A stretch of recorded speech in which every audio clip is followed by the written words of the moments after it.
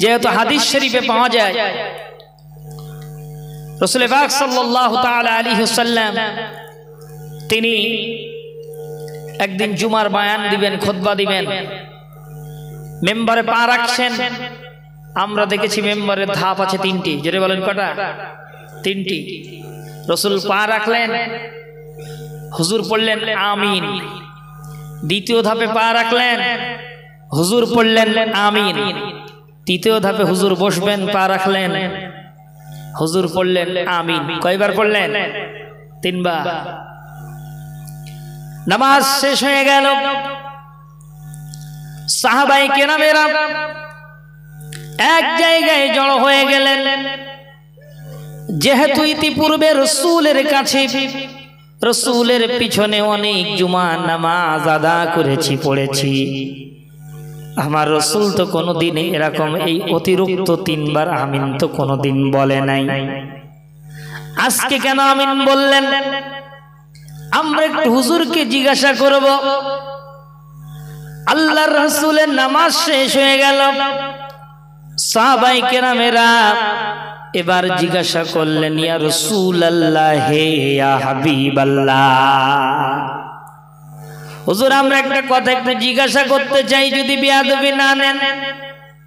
আল্লাহর নবী বললেন, সাহাবীরা রে, কি জন্য বেয়াদবি নেব? না না, তোমরা একটা কথা কেন, অনেকগুলো কথাও তোমরা জিজ্ঞাসা করো। যেহেতু আমি রাসূলুল্লাহ পৃথিবীতে এসেছি, ইন্নামা বুইসতুম মুআল্লিমান, আমি হাবিবুল্লাহ পৃথিবীতে শিক্ষক হিসেবে প্রেরিত হয়েছি। বলি সুবহানাল্লাহ। অতএব ছাত্রর কাজ প্রশ্ন করা, শিক্ষকের কাজ জবাব কি দেওয়া। অসুবিধা হচ্ছে নাকি? প্রিয় ভাইয়েরা, আল্লাহ রাব্বুল আলামিন হাবিবকে পাঠালেন শিক্ষক হিসাবে। কোরআনে কারীম আল্লাহ পাক বলেন, লাকাদ কানা লাকুম ফি রাসূলিল্লাহি উসওয়াতুন হাসানা।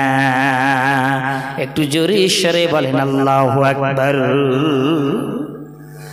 আল্লাহ রাব্বুল আলামিন বলেন, আমি তোমাদের জন্য মহত্তম আদর্শ করি, তোমাদের মাঝে, তোমাদের মধ্য থেকে একজন রাসূল প্রেরণ করে দিলাম।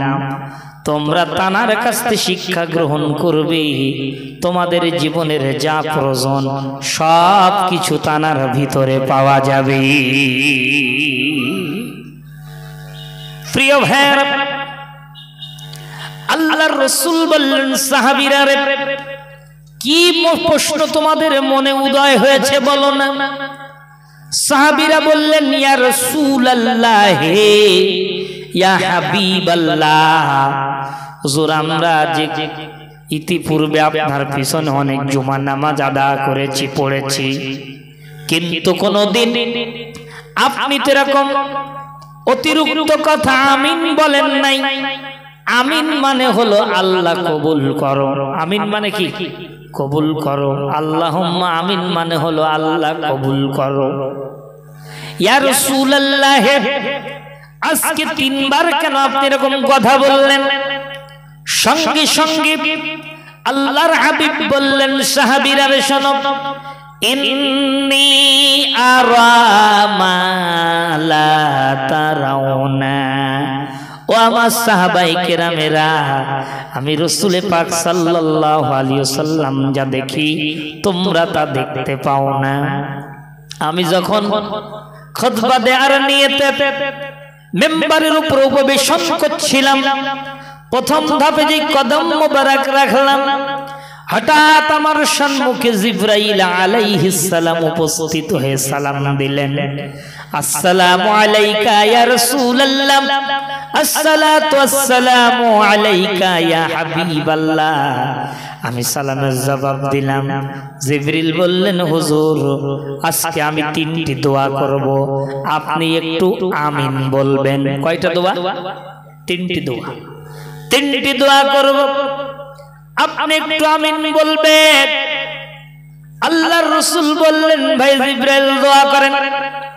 জিবরিল বলেন, ইয়া রাসূলুল্লাহ, হে আপনার উম্মতের ভিতরে ওই উম্মাত নষ্ট হয়ে যাক, ধ্বংস হয়ে যাক। কোন উম্মাত? যে উম্মাতটি পবিত্র রমজানুল মোবারক মাস পেল, অথচ রমজানুল মোবারক মাসে রোজা রেখে সেহরি করে তারাবি করে রোজার মাসে নিজের গুনাহগুলো মাফ করে নিতে পারল না, ওই ব্যক্তি ধ্বংস হয়ে যাক। আপনি বলেন আমিন। আমি রাসূলুল্লাহ আমিন বলেছিলাম। এরপরে সাহাবীরা বললেন, হুজুর দ্বিতীয় ধাপে কেন আমিন বললেন? রাসূল বললেন, সাহাবীরা রে, দ্বিতীয় ধাপে যখন আমি কদম মোবারক রাখলাম, ওই সময়তে হযরত জিবরিল আমিন আলাইহিস সালাম বললেন, ইয়া রাসূলুল্লাহ, হে ইয়া হাবিবাল্লাহ, হুজুর ওই ব্যক্তি নষ্ট হয়ে যাক, ধ্বংস হয়ে যাক। কোন ব্যক্তি?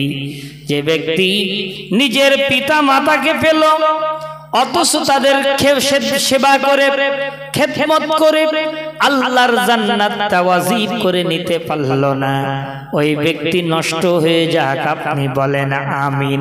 আমি রাসূলুল্লাহ আমিন বলেছিলাম। তৃতীয় নম্বরে সাহাবীরা বললেন, ইয়া রাসূলুল্লাহ, ইয়া হাবিবাল্লাহ, হুজুর তৃতীয় নম্বরে কেন আপনি আমিন বললেন? আল্লাহর রাসূল বললেন, সাহাবীরা রে, জিবরিল দোয়া করেছেন তৃতীয় ধাপে যখন আমি পা মোবারক রেখেছিলাম, জিবরিল আমিন আলাইহিস সালাম বলছেন, হুজুর আপনার ওই উম্মত ধ্বংস হয়ে যাক। কোন উম্মত?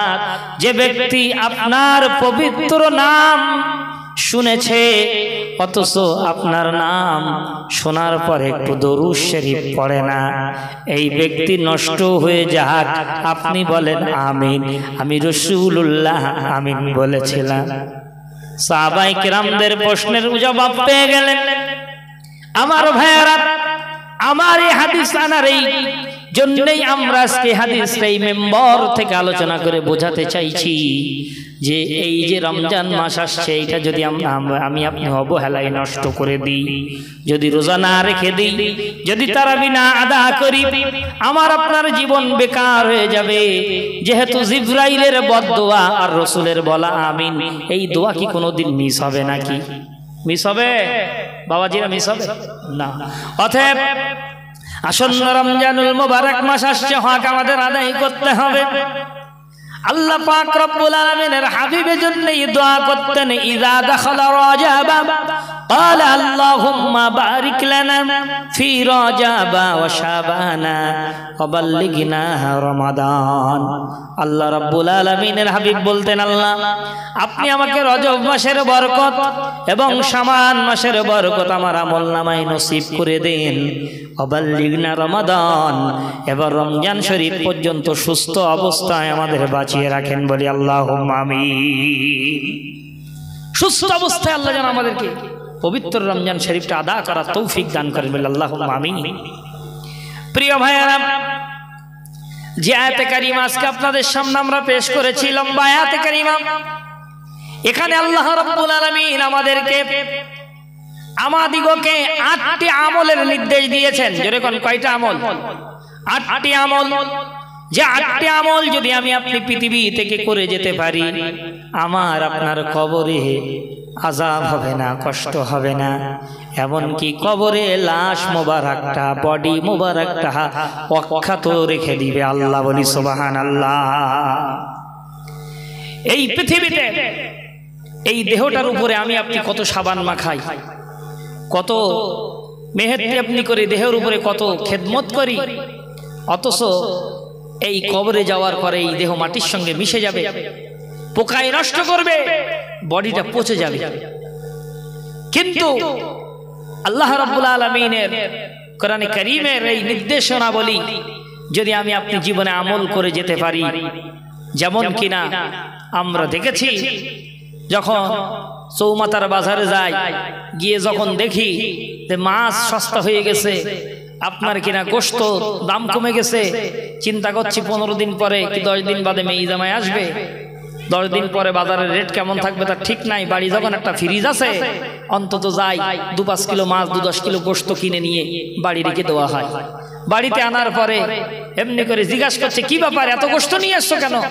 তুমি বলছিলে যে 15 দিন পরে মেয়ে জামাই আসবে, দেখলাম গোশত সস্তা হয়েছে তাই একটু কিনে নিয়ে আসলাম। তা কি হবে? ফ্রিজে রেখে দাও, 15 দিন পরে মেয়ে জামাই আসবে, সেই সময় বার করা হবে। এরকম হয় না? হয় না? এই বাবারা, হয় না? হয়তো নাকি এরকম হয়, ফ্রিজে রেখে দেওয়া হয়, বেশ 15 দিন 1 সপ্তাহ পরে যখন আত্মীয় স্বজন আসে সে সময় বার করে রাখা হয়। প্রিয় ভাইয়েরা, বার করার পরে ওই রান্না করা হয়। আমি এটা একটা এক্সাম্পল, উদাহরণ আপনাদের দিচ্ছি। তাই এই ফ্রিজ বানিয়েছে বিজ্ঞান। ফ্রিজ কে বানিয়েছে? কে বানিয়েছে? বিজ্ঞান বানিয়েছে। আর এই বিজ্ঞানের মাথায় বুদ্ধি দান করেছে কে? আল্লাহ। তাহলে যে আল্লাহ রাব্বুল আলামিন বলেন, ওয়া মা উতিতুম মিনাল ইলমি ইল্লা কালিলা। বলি আল্লাহু আকবার। আল্লাহ রাব্বুল আলামিন বলেন, রব্বুল আলামিন বলছেন, আমি তোমাদেরকে সামান্যতম জ্ঞান দান করেছি। এই সামান্যতম জ্ঞানের ঠেলায় বিজ্ঞান আজকে মোবাইলের মতো একটা মেশিন বানিয়ে দিয়েছে। বিজ্ঞান আজকে গোশত রাখার জন্য, টাটকা রাখার জন্য, মাছ রাখার জন্য, কাঁচা সবজি রাখার জন্য ফ্রিজ বানিয়ে দিয়েছে। আল্লাহ বলেন, আমি সামান্যতম জ্ঞান দিয়েছি, তার ঠেলায় এরকম বিজ্ঞান ফ্রিজ বানিয়ে গোশত টাটকা রেখে দেয়, মাছ টাটকা রেখে দেয়, 10 দিন পরেও বার করলে কিছুই দেখা যায় না। অনুরূপ ভাবে আমার আল্লাহ বলেন, পৃথিবীর জমিনে যদি তোমরা আমার এই 8টি বিধান, এই 8টি আমল যদি তোমরা করে আসতে পারো, আমি রব্বুল আলামিন তোমাদের কবরটাকে ওরকম ফ্রিজের মতো বানিয়ে দেব। এমনি করে কিয়ামতের ময়দানে ওই বডি কিছুই হবে না, অক্ষত বডি কিয়ামতের দিন তোলা হবে। বলি সুবহানাল্লাহ। আল্লাহ পাক রেখে দেবেন। যেমন কিনা কিছু কিছু আম শিলটিল পড়লে আমরা দেখেছি আমগুলো শুটকো হয়ে যায়, যায় না? শুটকো মতো হয়ে যায় না? যায়। ওরকম রেখে দিবেন আল্লাহ পাক কবরের ভিতরে, অক্ষত রাখবেন, কিচ্ছু হবে না। যেহেতু প্রিয় ভাইয়েরা, কবরের স্থানের উপরে জলসা, এজন্যই কবরের উপরে আমরা একটা কথা বলি, কবর পথের যাত্রী আমরা। এই কবরে আমাদেরকে যেতেই হবে, কেউ কবর থেকে রেহাই আমরা পাবো না। এজন্যই নবী বলেন, তোমরা বেশি বেশি কবর জিয়ারত করবে, তোমরা বেশি বেশি কবর জিয়ারত করবে। যেহেতু কবর জিয়ারতের যখন তোমরা দাঁড়াবে, কবর জিয়ারতে দাঁড়ালেই তোমাদের মৃত্যুর কথাটা স্মরণ হবে। ঠিক কিনা? ঠিক না? এখন তো সব ডিজিটাল হয়ে গেছে। কিরকম আমাদের দিকে আপনাদের দিকে হয় কিনা বলতে পারবো না। লাইলাতুল বরাত, শবে বরাতের রাত বিভিন্ন জায়গায় জুমার দিন ইমাম সাহেবকে বলা হচ্ছে কবর জিয়ারতের ব্যবস্থা করলে হতো। ইমাম সাহেব বলে মসজিদে বসে করে দোয়া যাক।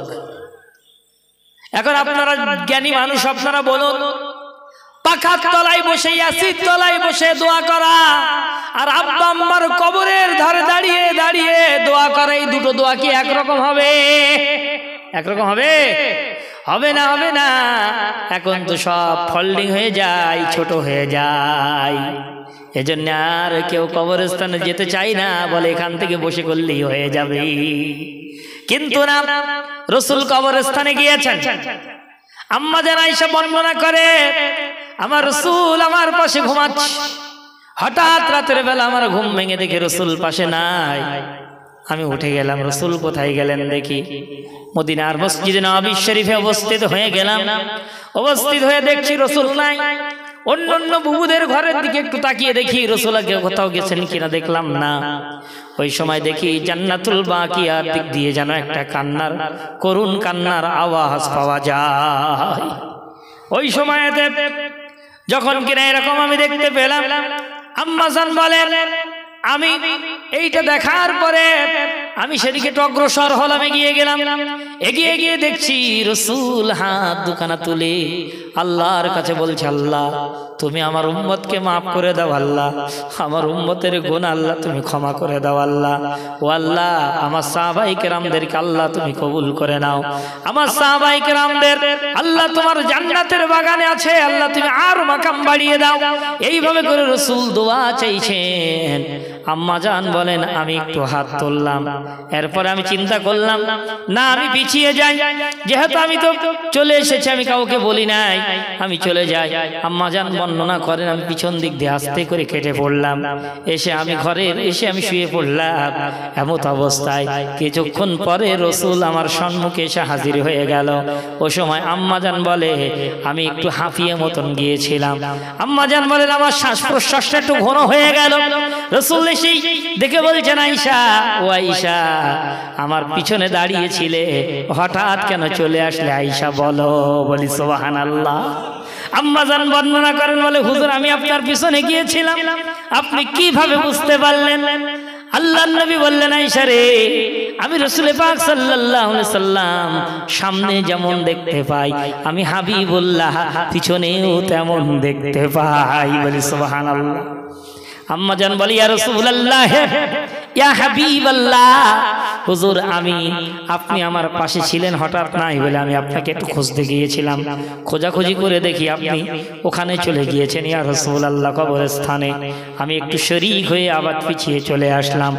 ইয়া রাসূলুল্লাহ, হুজুর আপনি কেন হঠাৎ এই গভীর রাত্রে কবরস্থানে চলে গেলেন? আল্লাহর নবী বলে আয়েশা রে, ও আয়েশা আমি যে কেন গেলাম তুমি বুঝবে না, যেহেতু আমি রাসূল পাক সাল্লাল্লাহু আলাইহি সাল্লামকে আল্লাহর ফেরেশতারা প্রতি মুহূর্তে আমার উম্মতির আমলগুলোকে আপডেট আমার সামনে তুলে ধরে। বলি সুবহানাল্লাহ। আমি যখন দেখি আমার উম্মতিদের আমলনামা শুধু গুনাহ আর গুনাহ ভর্তি হয়ে গেছে, আমি রাসূল পাক আর শুয়ে থাকতে পারি না, আর বসে থাকতে পারি না। আমি রাসূল সাল্লাল্লাহু আলাইহি সাল্লাম উম্মতের জন্য সেই সময় আমার ওদের যখন গুনাহগুলো দেখি আমি আল্লাহর কাছে কাঁদতে থাকি, আমার মনটা অস্থিরতা এসে যায়, ব্যাকুল হয়ে যায়। আমার উম্মতের গুনাহ যখন আমার সামনে তুলে ধরা হয় আমি দেখেও আর আমি সহ্য করতে পারি না আয়েশা রে। এজন্যই আমি উঠে গিয়েছি গভীর রাত্রে আমার উম্মতের জন্য আমি আল্লাহর কাছে ক্ষমা চাইছি। এই যে দোয়া করেছি আয়েশা, ও বিবি আয়েশা, আমি এই দোয়ার মধ্য দিয়ে আমার আল্লাহর তরফ থেকে আমি দুটো খুশ খবরই পেয়েছি। কটা খুশ খবরই? দুটো। আম্মাজান অধীর আগ্রহে বললেন আম্মাজান হুজুর কি খুশ খবরই? বলে আমি যখন আমার উম্মতের জন্য কান্নাকাটি করছিলাম ওই সময় আল্লাহ রাব্বুল আলামিন আমাকে বললেন হাবিব আপনি কাঁদবেন না, আপনার উম্মতের আমল দেখে আপনি কাঁদবেন না। আমি আল্লাহ পাক কথা দিয়ে দিলাম যারা আপনার ভালোবাসবে, আপনার প্রকৃত উম্মত হবে, আমি তাদের সকলকে মাফ করে দেব এবং তাদেরকে আমি আল্লাহ জান্নাত দিয়ে দেব। বলি সুবহানাল্লাহ। দ্বিতীয় খুশখবরি হলো আমি যখন দোয়া করছিলাম হঠাৎ আমার আব্বা আম্মার কথা মনে পড়ে গেল। আমার আব্বা আম্মার কথা আমি যেই না বললাম সাথে সাথে আমার সামনে আল্লাহ রাব্বুল আলামিন আলামে বারযাখের দরজা, কবরের দরজাটা খুলে কবর জগতের দরজাটা খুলে দিলেন। সাথে সাথে আমার আব্বা আম্মাকে আমার সামনে উপস্থিত করা হলো। সঙ্গে সঙ্গে আমার আব্বা আম্মাকে আমি রাসূলুল্লাহ সাল্লাল্লাহু আলাইহি সাল্লাম কলেমা পড়িয়ে ডাবল মুসলমান বানিয়ে দিলাম। বলি সুবহানাল্লাহ। পূর্বে আমার আব্বা আম্মা মুসলমান ছিল, যেহেতু তারা কোনোদিন মূর্তির সামনে যায় নাই, আল্লাহর সঙ্গে শিরিক করি নাই, আল্লাহ পাক আমাকে এই সুযোগ দিয়ে দিলেন, আব্বা আম্মাকে কলেমা পড়ার ক্ষমতা আল্লাহ পাক দান করে দিলেন। যাই হোক আমি যে কথা বলতেছিলাম, সেই রাসূল বললেন তোমরা যে বেশি কবর জিয়ারত করবে, যে যত বেশি কবর জিয়ারত তোমরা করতে যাবে তোমাদের কবরের কথাটা মনে হবে, মৃত্যুর কথাটা মনে হবে। যেহেতু কবরবাসীরা বড় অসহায়, কবরবাসীরা বড় অনাথ এতিমের মতো পড়ে আছে আজকে তারা। প্রিয় ভাইয়েরা বাবাজিরা আমার, এই কবরের আযাব সত্যতে কোনো সন্দেহ নাই। আল্লাহর নবী বলেন 5 শ্রেণীর মানুষের কবরে কোনো আযাব হবে না, প্রশ্ন হবে না। বলি সুবহানাল্লাহ। কয় শ্রেণী? 5 শ্রেণী। আরো দিকে বলা হয়েছে আল্লাহ বলেছেন 8 শ্রেণীর কবরের লাশ মোবারকটা অক্ষত থাকবে, পচবে না, নষ্ট হবে না। 8টি আমল যদি আমার আপনার ভিতরে থাকে তাহলে 8 5 কত হলো? 8 5 13। এই 13টি বিষয়ের উপরে আমরা আজকে একটু আলোচনা করব। আপনারা শুনতে রাজি আছি তো নাকি? অসুবিধা হবে নাকি? প্রিয় ভাইয়েরা বাবাজিরা আমার, এমনি করি আমরা সেরকম আল্লাহর কালাম থেকে আলোচনা করি, রাসূলের সহিহ হাদিস থেকে আলোচনা করতে থাকি। যেহেতু আল্লাহ রাব্বুল আলামিন এই মেম্বারে যারা কথা বলবেন, এটাকে বলা হয় নবিয়ানা মেম্বার। এটাকে কি বলা হয়? নবিয়ানা মেম্বার। এটাকে আমরা স্টেজ বলবো না, এটাকে আমরা ডায়েস বলবো না, এটাকে আমরা মঞ্চ বলবো না। আমাদের পীর মুর্শিদ মুজাদ্দুজ্জামান দাদা হুজুর রাহমাতুল্লাহ আলাইহি বলতেন, বাবা তোমরা জানো যেখানে হাদিসের আলোচনা করা হয়, কোরআনের তাফসীর পেশ করা হয়, সেখানে যেন তোমরা স্টেজ বলবে না, ডায়েস বলবে না, মঞ্চ বলবে না। ভক্ত মুরিদেরা জিজ্ঞাসা করলো, ভক্ত মুরিদেরা জিজ্ঞাসা করলো, ইয়া আমাদের পীর মুর্শিদ, হে আমাদের মুজাদ্দুজ্জামান দাদা পীর রাহমাতুল্লাহ আলাইহি, আমরা ওই জায়গাকে কি বলবো? আল্লাহর ওলি বললেন, বাবা ওই জায়গাটাকে তোমরা বলবে নবিয়ানা মেম্বার। বলি সুবহানাল্লাহ, নবিয়ানা মেম্বার বলবে। ওই সময় দাদা পীরের ভক্তরা বললেন, হুজুর কেন স্টেজ বললে কি হবে, ডায়েস বললে কি হবে, হুজুর মঞ্চে বললে কি হবে? আল্লাহর ওলি বললেন, বাবা বলো তো দেখি, যেখানে বেধর্মীরা নাচ করে, গান করে, ড্যান্স করে, অন্য অনুষ্ঠান করে, ওরা ওদের ভাষায় এটাকে কি বলে? বলে হুজুর ওরা বলে স্টেজ, ওরা বলে মঞ্চ, ওরা বলে এটা ডায়াস। আল্লাহর ওলি বললেন, বাবা আমি হাদিসে পড়েছি, মান তাশাব্বাহা বিকওমিন ফাহুয়া মিনহুম। আল্লাহর নবী বলেছেন, যে ব্যক্তি যে কওমকে অনুসরণ করে চলবে, কিয়ামতের দিন সেই কওমের সাথে আল্লাহ পাক তাকে হাসর নাসর করাবে। এই হাদিস সহিহ হাদিস। এই হাদিস কি? সহিহ হাদিস। দাদা পীর রাহমাতুল্লাহ আলাইহি বলতেন, বাবা এই হাদিসের দিকে লক্ষ্য করে আমি দেখলাম ওরা বলে স্টেজ, ওরা বলে মঞ্চ, ওরা বলে ডায়াস। অতএব মুসলমানের চরিত্রটা পুরো আলাদা, মুসলমানের আখলাক, মুসলমানের মুসলমানিত্ব, এই মুসলমান জাতির চরিত্র, মুসলমানের আখলাক, মুসলমানের আদর্শ পৃথিবীর কোনো মানুষের সঙ্গে মিল খাবে না। বলি সুবহানাল্লাহ। আল্লাহ রাব্বুল আলামিন প্রসঙ্গে কোরআনে বলেন, কুনতুম খায়রা উম্মাতিন উখরিজাত লিন-নাসি তা'মুরুনা বিল মা'রুফি ওয়া তানহাউনা আনিল মুনকারি ওয়া তু'মিনুনা বিল্লাহ। বলি আল্লাহু আকবার। আল্লাহ রাব্বুল আলামিন বলেন, তোমরা হলে শ্রেষ্ঠ জাতি। কারা শ্রেষ্ঠ জাতি? মুসলমান না। কারা? আল্লাহ বলেন তোমরা হলে শ্রেষ্ঠ জাতি। উখরিজাত লিন-নাস, তোমাদেরকে আমি আল্লাহ রাব্বুল আলামিন মানুষদের মধ্য থেকে বার করে নিয়ে এসেছি। আমি রব্বুল আলামিন মানুষদের মধ্য থেকে বার করে তোমাদেরকে ইমাম বানিয়ে দিয়েছি। তোমরা হলে নেতা। বলি সুবহানাল্লাহ। তোমাদের মধ্যে এমন কিছু লোক থাকবে যারা নাকি সৎ কাজের আদেশ করবে এবং অসৎ কাজের নিষেধ করবে। এরকম কিছু মানুষ যখন তোমাদের মধ্যে থাকবে, তাহলে তোমাদের কি হবে শোনো, তাহলে তোমরাই তো সফল কাম হবে। বলি সুবহানাল্লাহ। আল্লাহ পাক আমাদেরকে মানব জাতির মধ্য থেকে বার করেছেন।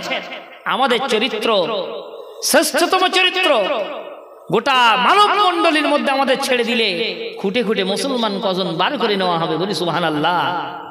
যেমন দুধ, দুধ থেকে তৈরি হয় ছানা, দুধ থেকে তৈরি হয় ঘি, দুধ থেকে তৈরি হয় ঘোল, দুধ থেকে তৈরি হয় মাখন।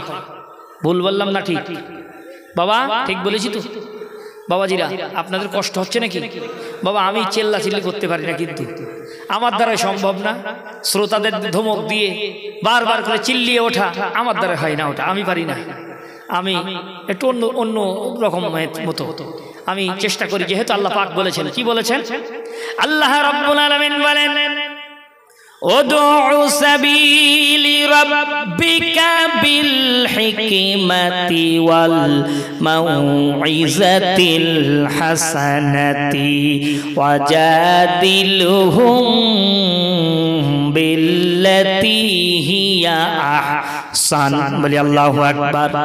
সূরা নাহলের 125 নম্বর আয়াতে আল্লাহ বললেন, তোমরা যখন আমার বান্দাদের সামনে দাওয়াত দিবে, হিকমতের সঙ্গে দাওয়াত দিবে, হিকমত দিয়ে দিয়ে তাদেরকে কথা বলবে, আস্তে আস্তে নরম ভাবে দাওয়াত দিবে। কিভাবে? নরম ভাবে বাবা। এজন্যই চিল্লা চিল্লি করা আমাদের পক্ষে সম্ভব হয় না, হাঁকা চিল্লা করা অভ্যাস না। যতটুকু পারবো কোরআনে কারীম থেকে কথা বলার চেষ্টা করি, যেহেতু আল্লাহ বলেছেন এই মেম্বার যারা কথা বলবে ফাযাক্কিরি বিল কোরআন, আল্লাহ বলেন আমার কোরআন দিয়া আমার বান্দাদের সামনে তোমরা ওয়াজ করবে। বলি সুবহানাল্লাহ। আমার কোরআন দিয়ে আমার বান্দাদের সামনে ওয়াজ করবে। চলুন এগিয়ে যাই। কথা বলতেছিলাম মুসলমান জাতি সঙ্গে কোন জাতির মিল খাবে না। প্রিয় ভাইরা, এবার লক্ষ্য করি এই মাখন বার করা হলো। এই মাখনটাকে নিয়ে যদি আপনি এবার পানিতে ফেলে দেন, বলেন তো দেখি মাখন কি পানির সঙ্গে মিক্সার হয়ে যাবে নাকি? যাবে না। এমনকি যে দুধ থেকে আপনি ওই মাখনটা বার করেছেন, ওই দুধের ড্রামের ভিতরেও যদি আপনি ছেড়ে দেন, ওই দুধের সঙ্গে মাখন আর কোনোদিন মিশবে? জোরে কোন মিশবে না। ঠিক ওই রকম আল্লাহ বলেন উখরিজাত লিন্নাস, আমি মানুষের মধ্য থেকে তোমাদেরকে বার করে নিয়েছি, তোমরা মাখন হয়ে গেছো। আর ওই গোটা পৃথিবীর মানবের মধ্যে দুটো তিনটে মুসলমান ছেড়ে দেওয়া হবে হাজার হাজার মানুষের মধ্যে। যেমনি করে খুঁজে খুঁজে মুহূর্তের ভিতরে মুসলমানগুলোকে আলাদা করে বার করে নিয়ে আসা যাবে। বলি সুবহানাল্লাহ। এজন্যে এই মুসলমানের চরিত্র ফুলের মতো পবিত্র, এদের আখলাক চরিত্র পুরো আলাদা হবে। যখন এরকম হবে তখন তোমরাই মানব জাতিকে শাসন করবে, তোমাদেরকে কেউ শাসন করতে আসবে না। বলি সুবহানাল্লাহ। কিন্তু সে তো নাই। আমি আপনি তো সেই একেবারে জাতিদের সঙ্গে মিশে আমরা সে ওরকম হয়ে গেছি। আমাদের আদর্শ নাই, নষ্ট হয়ে গেছে। সাহাবায়ে কেরামরা যখন রাস্তা দিয়ে হেঁটে হেঁটে যেতেন, যেন মনে হতো জীবন্ত কোরআন হেঁটে হেঁটে যাচ্ছে। বলি সুবহানাল্লাহ। কি আদর্শ তাদের মধ্যে ছিল। সেই আদর্শগুলো আমার আপনার ভিতরে আস্তে আস্তে আমি আপনি নিয়ে আসি। আর এই নিয়ে আসার জন্যই তো এই মজলিসের ব্যবস্থা করা হয়। কবরের চিন্তা যদি আমার আপনার মাথার ভিতরে চলে আসে, আমার আপনার যদি কবরের চিন্তা চেতনা মাথার ভিতরে যখন চলে আসবে, আর আমি আপনি বদমাইশি করতে পারবো না, মিথ্যা বলতে পারবো না, ওজনে কম দিতে পারবো না, ফাঁকি দিতে পারবো না কাজে। সমস্ত সব সময় শুধু কবরের চিন্তা হবে, আর কবরের চিন্তাটাই করতে হবে। যেহেতু এই কবর হলো বিরাট প্রথম ইমিগ্রেশন কাউন্টার বলা হয় এটাকে। এই কবর হলো প্রথম ঘাঁটি। এই কবরে যদি একবার পাশ করা যায়, তাহলে আমার আপনার কিয়ামতে ফুলসিরাতে সব জায়গায় পাশ হয়ে যাবে। আর কবর যদি একবার ফেল হয়ে যায়, সব জায়গায় ফেল হয়ে যাবে। প্রিয় ভাইরা, এজন্যই এই সেই কবরের চিন্তা মাথার ভিতরে এনে এই কবরবাসীদের জন্য দোয়া করা আর কবরের চিন্তা করা। আল্লামা রুহুল আমিন সাহেব রাহমাতুল্লাহ আলাইহি তিনি তার কিতাবের ভিতরে লেখেন, তোমরা খুব কম করে হলেও দৈনিক 25 বার মৃত্যুকে স্মরণ করবে। খুব কম করে হলো কতবার? 25 বার। কতবার? 25 বার। 25 বার মৃত্যুকে স্মরণ করবে। তার মানে কি? মৃত্যুকে স্মরণ করা মানে কি জিকির করা? মৃত্যুর জিকির না। একটু অন্ধকারে থাকা অভ্যাস করুন, অন্ধকারে অভ্যাস করুন। যেই না লাইট অফ হয়ে যায়, সাথে সাথে মোবাইলের আলো জ্বালাই, ইমার্জেন্সি জ্বালাই। না না, একটু অন্ধকারে দেখুন যে আমার আব্বা আজকে শুয়ে আছে ওখানে, আমার আব্বার বুকে, আমার আব্বার মুখে আমি মাটি দিয়ে এসেছিলাম, একটা আলো দেই না, একটা মোমবাতি দেই না। আরে আমার আব্বা আমার আম্মা ওখানে শুয়ে আছে, তাদের কত কষ্ট আছে, তাদের কত কষ্ট অন্ধকারে আছে। আর এই অন্ধকারে আমিও থাকবো। এজন্যই একটু নামাজ অন্ধকারে পড়ুন, 2-4 রাকাত তাহাজ্জুদ নফল নামাজ এমনি করে একটু অন্ধকারে পড়া অভ্যাস করুন। একটু অন্ধকারে থাকুন, দেখবেন চোখটা বন্ধ করে নিজের গুনাহ স্মরণ করে একটু আল্লাহর কাছে কাঁদুন। আমার ভাইরা, কান্নার মাস চলে আসছে সামনে, আগামীকাল থেকে কান্নার মাস। কাঁদতে হবে আল্লাহর কাছে। আল্লাহ আপনি আমার মাফ করে দেন আল্লাহ, এই কবরে আমি আযাব সহ্য করতে পারবো না। যেহেতু রাসূল বলেছেন বান্দাকে প্রশ্ন করা হবে 3টা। জোরে বলেন কয়টা? 3টা প্রশ্ন করা হবে। মার রাব্বুকা মান দীনুকা মান নবিয়ুকা, তোমার রব কে, তোমার দ্বীন কি, তোমার নবী কে। 3টি প্রশ্নের জবাব আমাকে আপনাকে দিতে হবে। ওই বান্দা যদি মুমিন হয়, বান্দা যখন মুমিন হয়ে যাবে, এই বান্দা পৃথিবীতে এই আমল, এই মুনকার নাকিরের সওয়ালের জবাবগুলো আমল আল্লামা হুজুর কেবলা তিনি ওয়াজ করতেন। তিনি যখন ওয়াজ করতেন, তার ওয়াজের মধ্যে কোনো হাসি ঠাট্টা কিছুই ছিল না, চেল্লা চিল্লি ছিল না, কি মায়াবী সুর দিয়ে তিনি সুন্দর করে ওয়াজ করতেন, মানুষকে বোঝাতেন। মানুষকে বলতে বলতে বলতেন, বাবারা তোমরা এই মুনকার নাকিরের সওয়ালের জবাবটা মুখস্থ করবে, আমল করবে। যেমন প্রতিদিন আমরা দুপুর বেলা ভাত খাওয়া কি ভুলে যাই নাকি? ভুলে যাই বাবা, ভুলে যায়? ভুলে যাই না। অনুরূপে আমল করতে তোমরা যেন ভুলে যাবে না। তোমরা অটোমেটিক তোমাদের জবানে জিকিরের মতো আমল করা রাখবে। আল্লাহু রাব্বি ওয়া মুহাম্মাদুন নবী ওয়াল ইসলামু দীনি ওয়াল কুরআন ইমামি ওয়াল কাবাতি কিবলাতি ওয়াল মুমিনিনা ওয়াল মুসলিমিনা ইখওয়ানি। এইগুলো যখন ফেরেশতাদের সামনে ফেরেশতারা যখন জিজ্ঞাসা করবেন, ফেরেশতারা গম্ভীর মেজাজে জিজ্ঞাসা করতে থাকবে, বান্দা মুমিন হবে। বান্দা ওই সময় বলবে, বান্দা যদি মুমিন হয়, বান্দা ওই সময় বলবে, আমি যেন আসরের ওয়াক্তের নামাজ চলে যাচ্ছে। যারা নাকি নামাজি, আসরের টাইম যখন চলে যায়, ওই সময় নামাজি মানুষগুলো ছটফট করতে থাকে। থাকে না? থাকে না? থাকে না? ঠিক কবরের ভিতরে যেন এরকম মনে করবে, বান্দা যে আসরের সময় চলে যাচ্ছে, ওই সময় ছটফট করবে, আমার পানির একটু উযু বানাবো। মুমিন বান্দা, কোন বান্দা? কোন বান্দা? মুমিন বান্দা। এই মুমিন বান্দা যখন ওই কথা বলবে, ফেরেশতারা বলবে, আল্লাহর বান্দা আর ওযু বানাতে হবে না, আর নামাজ পড়া লাগবে না। এখন আমরা এসেছি, আমাদের সওয়ালের জবাবগুলো একটু দিয়ে দাও। মুমিন বান্দাকে প্রশ্ন করা হবে।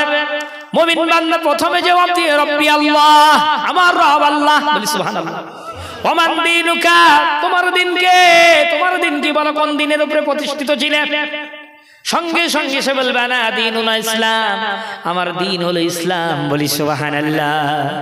এরপরে বলা হবে, মা কুনতা তাকুলু ফি হাযার রাসূল, আমার রাসূলকে দেখানো হবে কবরের ভিতরে। কেউ বলেছেন রাসূলের আকৃতি দেখানো হবে, কেউ বলেছেন সরাসরি রাসূলকে দেখানো হবে। এমনি করে এক একজন এক এক রকম মন্তব্য করেছেন। যাই হোক, এখন সঙ্গে সঙ্গে মুমিন বান্দা বলবে, হাজা মুহাম্মাদুর রাসূলুল্লাহ সাল্লাল্লাহু আলাইহি ওয়াসাল্লাম, ইনি হলেন আমার নবী। বলি সুবহানাল্লাহ।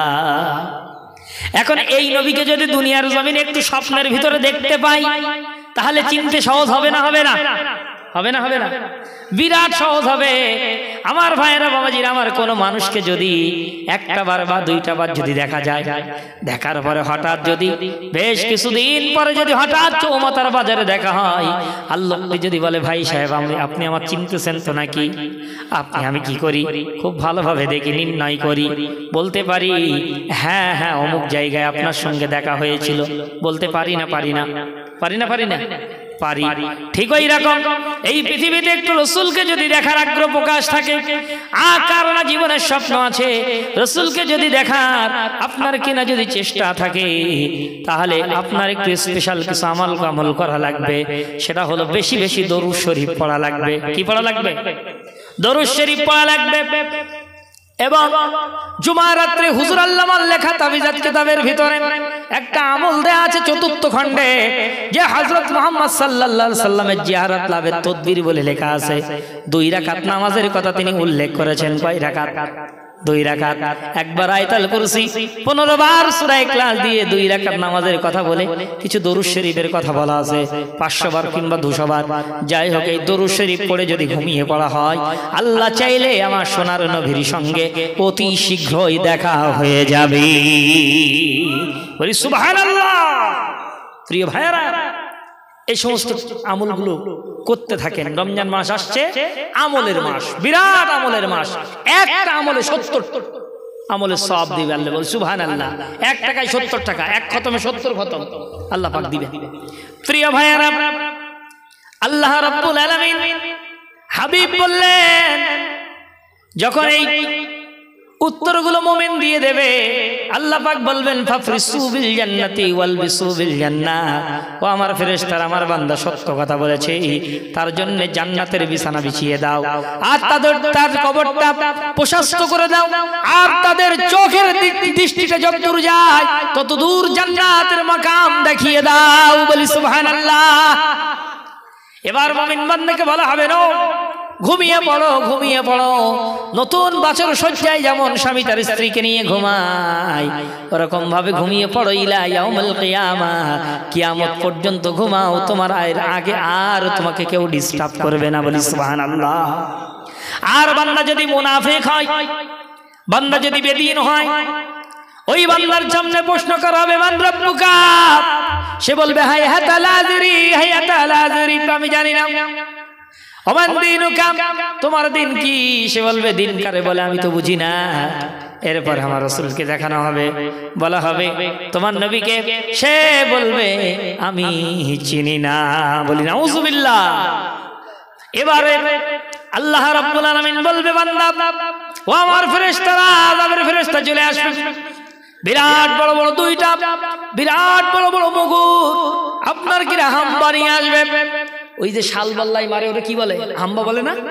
হাম্বা বলে তো, ওই হাম্বা, ওইরকম হাম্বা নিয়ে আসবে।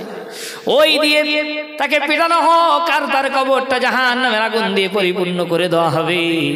এগুলো সব আল্লামা হুজুর কেবলার ওয়াজ শিক্ষার মধ্যে পাওয়া যাবে।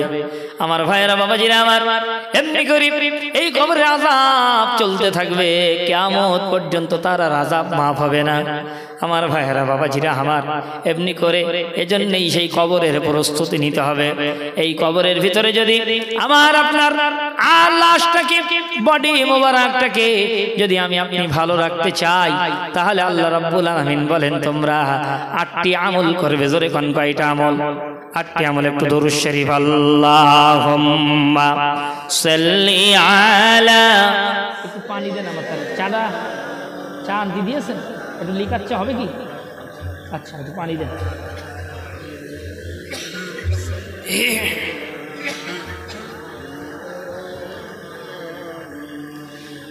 নবীর রওজা শরীফ দেখে মন ভরে না, নবীর রওজা শরীফ দেখে মন ভরে না।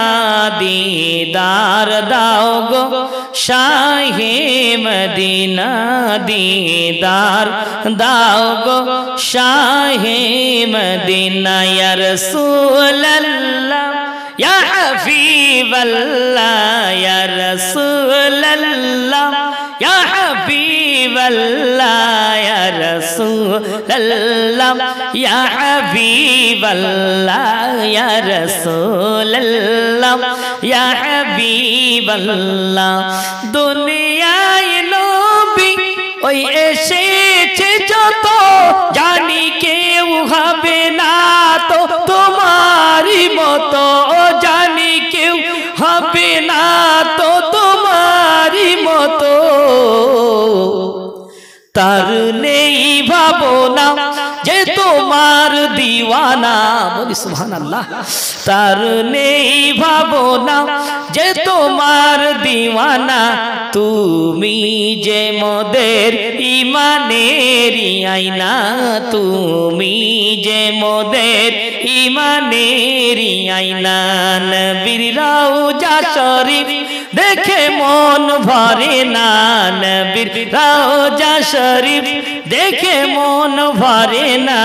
দিদার দাও গো শাহে মদিনা, দিদার দাও গো শাহে মদিনা। ইয়া রাসূলুল্লাহ, ইয়া হাবিবাল্লাহ, ইয়া রাসূলুল্লাহ, ইয়া হাবিবাল্লাহ, ইয়া রাসূলুল্লাহ, ইয়া হাবিবাল্লাহ, ইয়া রাসূলুল্লাহ, ইয়া হাবিবাল্লাহ। আল্লাহুম্মা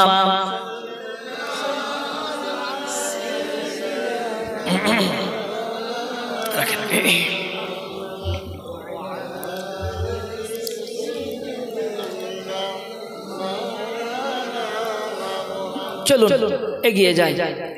প্রিয় ভাইরা, এই আয়াতে কারিমাটা কখন নাজিল হয়, এই শানে নজুল কি একটু জানা দরকার। একদিন আল্লাহর রাসূল বসে আছেন, রাসূল বলছেন সাহাবীরা তোমরা আমার উপরে বেশি বেশি দরুদ শরীফ পড়বে। বলি সুবহানাল্লাহ। দরুদ শরীফে 7টা ফজিলত আছে। যেরকম কয়টা ফজিলত? 7টা ফজিলত। 1 নম্বর ফজিলত, যে ব্যক্তি হুজুরের উপরে একবার দরুদ শরীফ পড়বে আল্লাহ রাব্বুল আলামিন তার 10টি গুনাহ মাফ করে দেবে। বলি সুবহানাল্লাহ। দুই নাম্বার, যে ব্যক্তি হুজুরের উপরে দরুদ শরীফ পড়বে সঙ্গে সঙ্গে আল্লাহ রাব্বুল আলামিন তার 10টি নেকি লিখে দেবে। বলি সুবহানাল্লাহ। তিন নম্বরে, যে ব্যক্তি হুজুরের উপরে একবার দরুদ শরীফ পড়বে আমার আল্লাহ রাব্বুল আলামিন খুশি হয়ে আল্লাহর রহমতের খাজানা থেকে তার স্পেশাল 10টা রহমত দেবে। বলি সুবহানাল্লাহ। তিন নম্বর, আল্লাহ রাসূলের উপরে যে ব্যক্তি দরুদ শরীফ পড়বে, তিন নম্বরে আল্লাহ রাব্বুল আলামিনের হাবিব বলেন আল্লাহর রহমতের ফেরেশতারা, অসংখ্য রহমতের ফেরেশতারা তারা থাকে, তাদের কাজ হয় পৃথিবীর কোন উম্মত কোথা থেকে, কোন পৃথিবীর কোন প্রান্ত থেকে আমার উপরে দরুদ শরীফ পড়ছে, মুহূর্তের ভিতরে তার নাম এবং তার আব্বার নাম সহ আপডেট আমার সামনে তুলে ধরবে। বলি সুবহানাল্লাহ। মুহূর্তের ভিতরে আপনি একবার দরুদ শরীফ পড়ান, ফেরেশতারা ভিডিও সহ রাসূলের সামনে হাজির করে দেয়। বলি সুবহানাল্লাহ। আজকে আপনি অস্বীকার করতে পারবো না, আমরা দেখেছি বিজ্ঞানের তৈরি করা মোবাইল মেশিনগুলো, এই যে অ্যান্ড্রয়েড সেটগুলো আমরা দেখতে পাচ্ছি, 5G ইন্টারনেট এখন আমাদের সামনে আসছে, এখনো পুরো চালু হয়নি। এমন হয়ে গেছে 5G ইন্টারনেট, মুখ দিয়ে যা বলবেন মুহূর্তের মধ্যে সাথে সাথে ভিডিও দেখিয়ে দেওয়া হচ্ছে। ঠিক তো নাকি? এই বাবারা ভুল বলছি নাকি? বাবাজিরা আমার, এই বিজ্ঞানের তৈরি করা মোবাইল যদি এরকম হয়, এই বিজ্ঞানের মাথায় বুদ্ধি দিয়েছে আল্লাহ, সেই আল্লাহ এরকম 5G ইন্টারনেটের মাধ্যমে বিজ্ঞান যদি এরকম তৈরি করে দেখাই দিতে পারে মুহূর্তের ভিতরে, আমেরিকা সাথে সাথেই আমেরিকা বলা হচ্ছে বাগদাদ শরীফ হুজুর কেবলার মাজার শরীফ, সাথে সাথেই মাজার শরীফ। ঠিক তো নাকি? মদিনা শরীফ, এখন আপনি হারাম শরীফের তারাবি দেখবেন, আপনি দেখুন অন করেন হারাম আইনের শরীফ আইনের তারাবি, সরাসরি লাইভ সম্প্রচার আপনার সামনে দেখানো হবে। হবে না? হবে না? ও হবে। তাহলে বিজ্ঞান যদি এরকম করতে পারে, সেই আল্লাহ রাব্বুল আলামিন হলেন অসীম জ্ঞানরাশির মালিক, যিনি বিজ্ঞানের বাপকে জন্ম দিয়েছে, যিনি বিজ্ঞানের ঠাকুর দাদাকে সৃষ্টি করেছে, সে আল্লাহ রাব্বুল আলামিন এরকম অসংখ্য ফেরেশতা দিয়ে আমার রাসূলের কাছে উম্মত উম্মতির দরুদ শরীফটা এরকম ভিডিও লাইভ দিতে পারে না? পারে না? পারে না? পারে না? পারে তো নাকি? পারে। প্রিয় ভাইয়েরা, আল্লাহর নবী বললেন যে ব্যক্তি আমার উপরে দরুদ শরীফ পড়বে, ওই ব্যক্তির নাম এবং তার আব্বার নাম সহ আমার সামনে হাজির করা হবে। বলি সুবহানাল্লাহ। শুধু তাই না, নাম্বার 4 হলো যে ব্যক্তি আমি রাসূলুল্লাহর উপরে বেশি বেশি দরুদ শরীফ পড়বে, জান্নাতের ভিতরে ওই লোকটি আমার খুব সঙ্গে সঙ্গে থাকবে। বলি সুবহানাল্লাহ। প্রিয় ভাইয়েরা, দরুদ শরীফের এত বরকত আছে, এই দরুদের বিনিময়ে আল্লাহ রাব্বুল আলামিন, আল্লাহ সুবহানাহু ওয়া তাআলা দরুদ যে ব্যক্তি পড়ে তার হৃদয়ে আলাদা একটা শান্তি দান করে দেন। বলি সুবহানাল্লাহ। আল্লাহ পাক শান্তি দান করে দেন। শুধু তাই না, নাম্বার 7 হলো যে ব্যক্তি দরুদ শরীফ রেগুলার প্রতিদিন পড়ে, আল্লাহর হাবিবের দরবারে একটা নূরানি খাতা আছে। কিসের খাতা? নূরানি খাতা। এই নূরানি খাতা তার নামটা এবং তার আব্বার নামটা আর আমার সোনার নবী নিজে হাতে লিখে রেখে দেন। বলি সুবহানাল্লাহ। প্রিয় ভাইয়েরা, সাহাবীদেরকে হুজুর দরুদের নসিহত করছেন। কিসের নসিহত? দরুদের নসিহত। তোমরা আমার উপরে বেশি বেশি দরুদ পড়বে। এজন্য এই কিতাবের ভিতরে হাদিসে পাওয়া যায়, শুক্রবারের দিন আসরের নামাজের পরে যদি কোনো ব্যক্তি 80 বার দরুদ শরীফ পড়ে, জোরে কোন কয়বার? 80 বার। আবু হুরায়রা হুজুর থেকে হাদিস বর্ণিত, দরুদ শরীফের ভাষাটা হলো এই, আল্লাহুম্মা সাল্লি আলা মুহাম্মাদিন আন-নাবিয়িল উম্মি ওয়া আলা আলিহি ওয়া সাল্লিম তাসলিমা। আপনার মসজিদের ইমামের কাছে আপনি জেনে নেবেন, বিভিন্ন মসজিদে এটা লেখা থাকে দেখবেন, বিশেষ করে তাবলীগ জামাতের মসজিদগুলো এই দরুদ শরীফটা লেখা আছে বাবা। এমনি করে আমি যে কথা বলতেছিলাম হাদিস সহিহ হাদিস, এমনি করে আবু হুরায়রা থেকে হাদিস বর্ণিত, আল্লাহুম্মা সাল্লি আলা মুহাম্মাদিন আন-নাবিয়িল উম্মি ওয়া আলিহি ওয়া আলা আলিহি ওয়া সাল্লিম তাসলিমা। এই দরুদ শরীফটা যদি 80 বার কোনো ব্যক্তি পড়তে পারে, জোরে কোন কয়বার?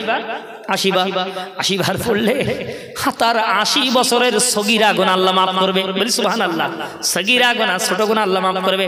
প্রশ্ন আসবে, হুজুর আমার বয়স যদি 80 বছর না হয়, আপনার যে পর্যন্ত বয়স হয়েছে ওই পর্যন্ত গুনাহ আল্লাহ রাব্বুল আলামিন মাফ করে দিবে, এবং আমার রব রব্বুল আলামিন আল্লাহ ওই পরিমাণ নেকি আপনার আমলনামায় দিয়ে দিবে। দরুদ শরীফ আল্লাহুম্মা। হ্যাঁ জলসা আছে, হ্যাঁ জলসা করছি। ওয়া আলা আলি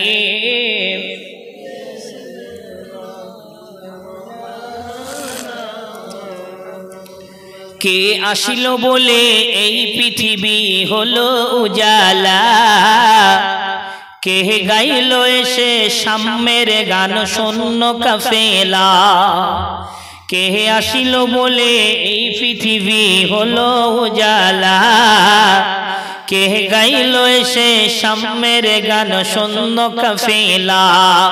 ও হাশিমি মক্কি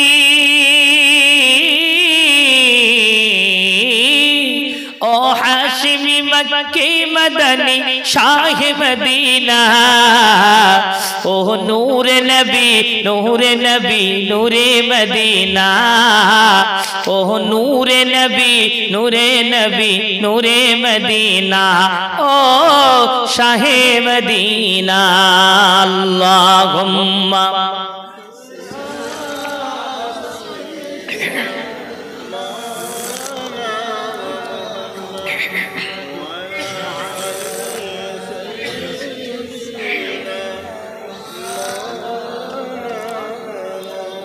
আহমদ হে মোহাম্মদ হে যিনি আখিরি নবী, যার ওসিলাতে সৃজন হলো এই সুন্দর পৃথিবী।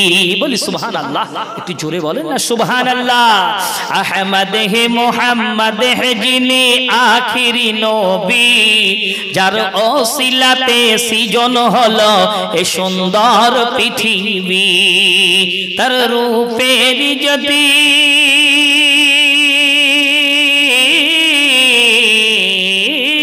তার রূপের জ্যোতি দেখে রবি হয়ে যাই নবীর দিওয়ানা। ও নূরে নবী নূরে নবী নূরে মদিনা, ও নূরে নবী নূরে নবী নূরে মদিনা, ও শাহে মদিনা। আল্লাহুম্মা। ও আচ্ছা, ওখানে ও একাই রয়েছে, ওদের খাই দেন, ঠিক আছে? না মনে ও বলছে আমাকে ফোন করি, ওটা ওদের খাই দেন। চলো এগিয়ে যাই, রেখে দেন না, রাখে সময় কম। যাই হোক, যে কথা বলছিলাম আমার ভাইরা, আল্লাহ রাব্বুল আলামিনের হাবিব বললেন তোমরা এই দরুদ শরীফ পড়তে থাকবে।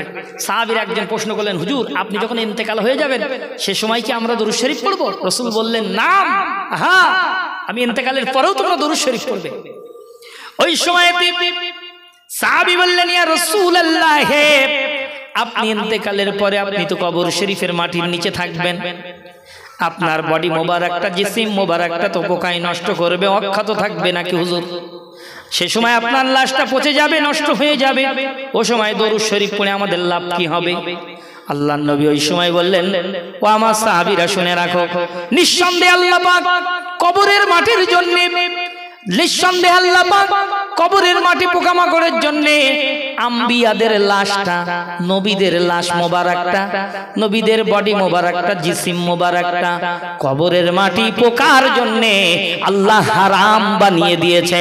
নবীরা কবরের ভিতরে অক্ষত থাকে, শুধু অক্ষত থাকবে না, নবীরা কবরের ভিতরে জিন্দা থাকে। বলি সুবহানাল্লাহ। অতএব তোমরা দরুদ পড়া বন্ধ করবে না, আমি জিন্দা থাকবো। প্রিয় ভাইরা, সাহাবায়ে কেরামরা যেই না এই কথা শুনেছেন বললেন, হুজুর অপারটা কি শুধু নবীদের জন্য নাকি? রাসূল বললেন, নাম নাম ইয়া সাহাবী, হ্যাঁ হ্যাঁ, এই কেবলমাত্র লাশ মোবারকটা, বডি মোবারকটা অক্ষত কবরের মধ্যে রাখবেন আমার আল্লাহ একমাত্র শুধুমাত্র নবীদের জন্য। এটা কাদের জন্য? নবীদের জন্য। ওই সময় সাহাবায়ে কেরামের এই কথা শুনে কান্না শুরু করেছে। কি করেছে? কান্না শুরু করেছে। কাঁদছে, বলে ইয়া রাসূলুল্লাহ, আপনি যে মাটির নিচে থাকবেন আমরাও সেই মাটির নিচে থাকবো, আপনার পরে তো আর কোনো নবী হবে না, রসুল হবে না। রসুল বললেন লা ইয়া সাহাবী, না না, আমার পরে আর কোনো নবী হবে না, রসুল হবে না, আমি হলাম শেষ নবী। ওই সময়তে সাহাবীরা কাঁদছে, ইয়া রাসূলুল্লাহ, আপনি যে কবরের মাটির নিচে থাকবেন আমরাও সেই মাটির নিচে থাকব। এখন আপনি ইন্তেকালের পরে কবরের ভিতরে অক্ষত থাকবেন, জিন্দা থাকবেন, আর আমরা ইন্তেকালের পরে কবরের মাটি পোকা মাকড় আমাদের নষ্ট করে দেবে, পোকাই নষ্ট করবে, দেহটা শেষ করে দেবে। হুজুর আপনি তো বলেছেন উম্মতি মুহাম্মাদির আল্লাহ আলাদা ফেসিলিটি দিয়েছে, যতক্ষণ উম্মতি মুহাম্মাদিরা আল্লাহর জান্নাতে প্রবেশ না করবে ততক্ষণ পর্যন্ত আল্লাহর জান্নাতে অন্য নবীরাও যেতে পারবে না। বলি সুবহানাল্লাহ। হুজুর আপনি বলেছেন আমার উম্মতের জন্য আল্লাহ পাক হাউজে কাউসার দান করেছেন। এই হাউজে কাউসার আল্লাহ অন্যান্য নবীদেরকে আল্লাহ দান করেনি, আমার উম্মতের জন্য দিয়েছেন।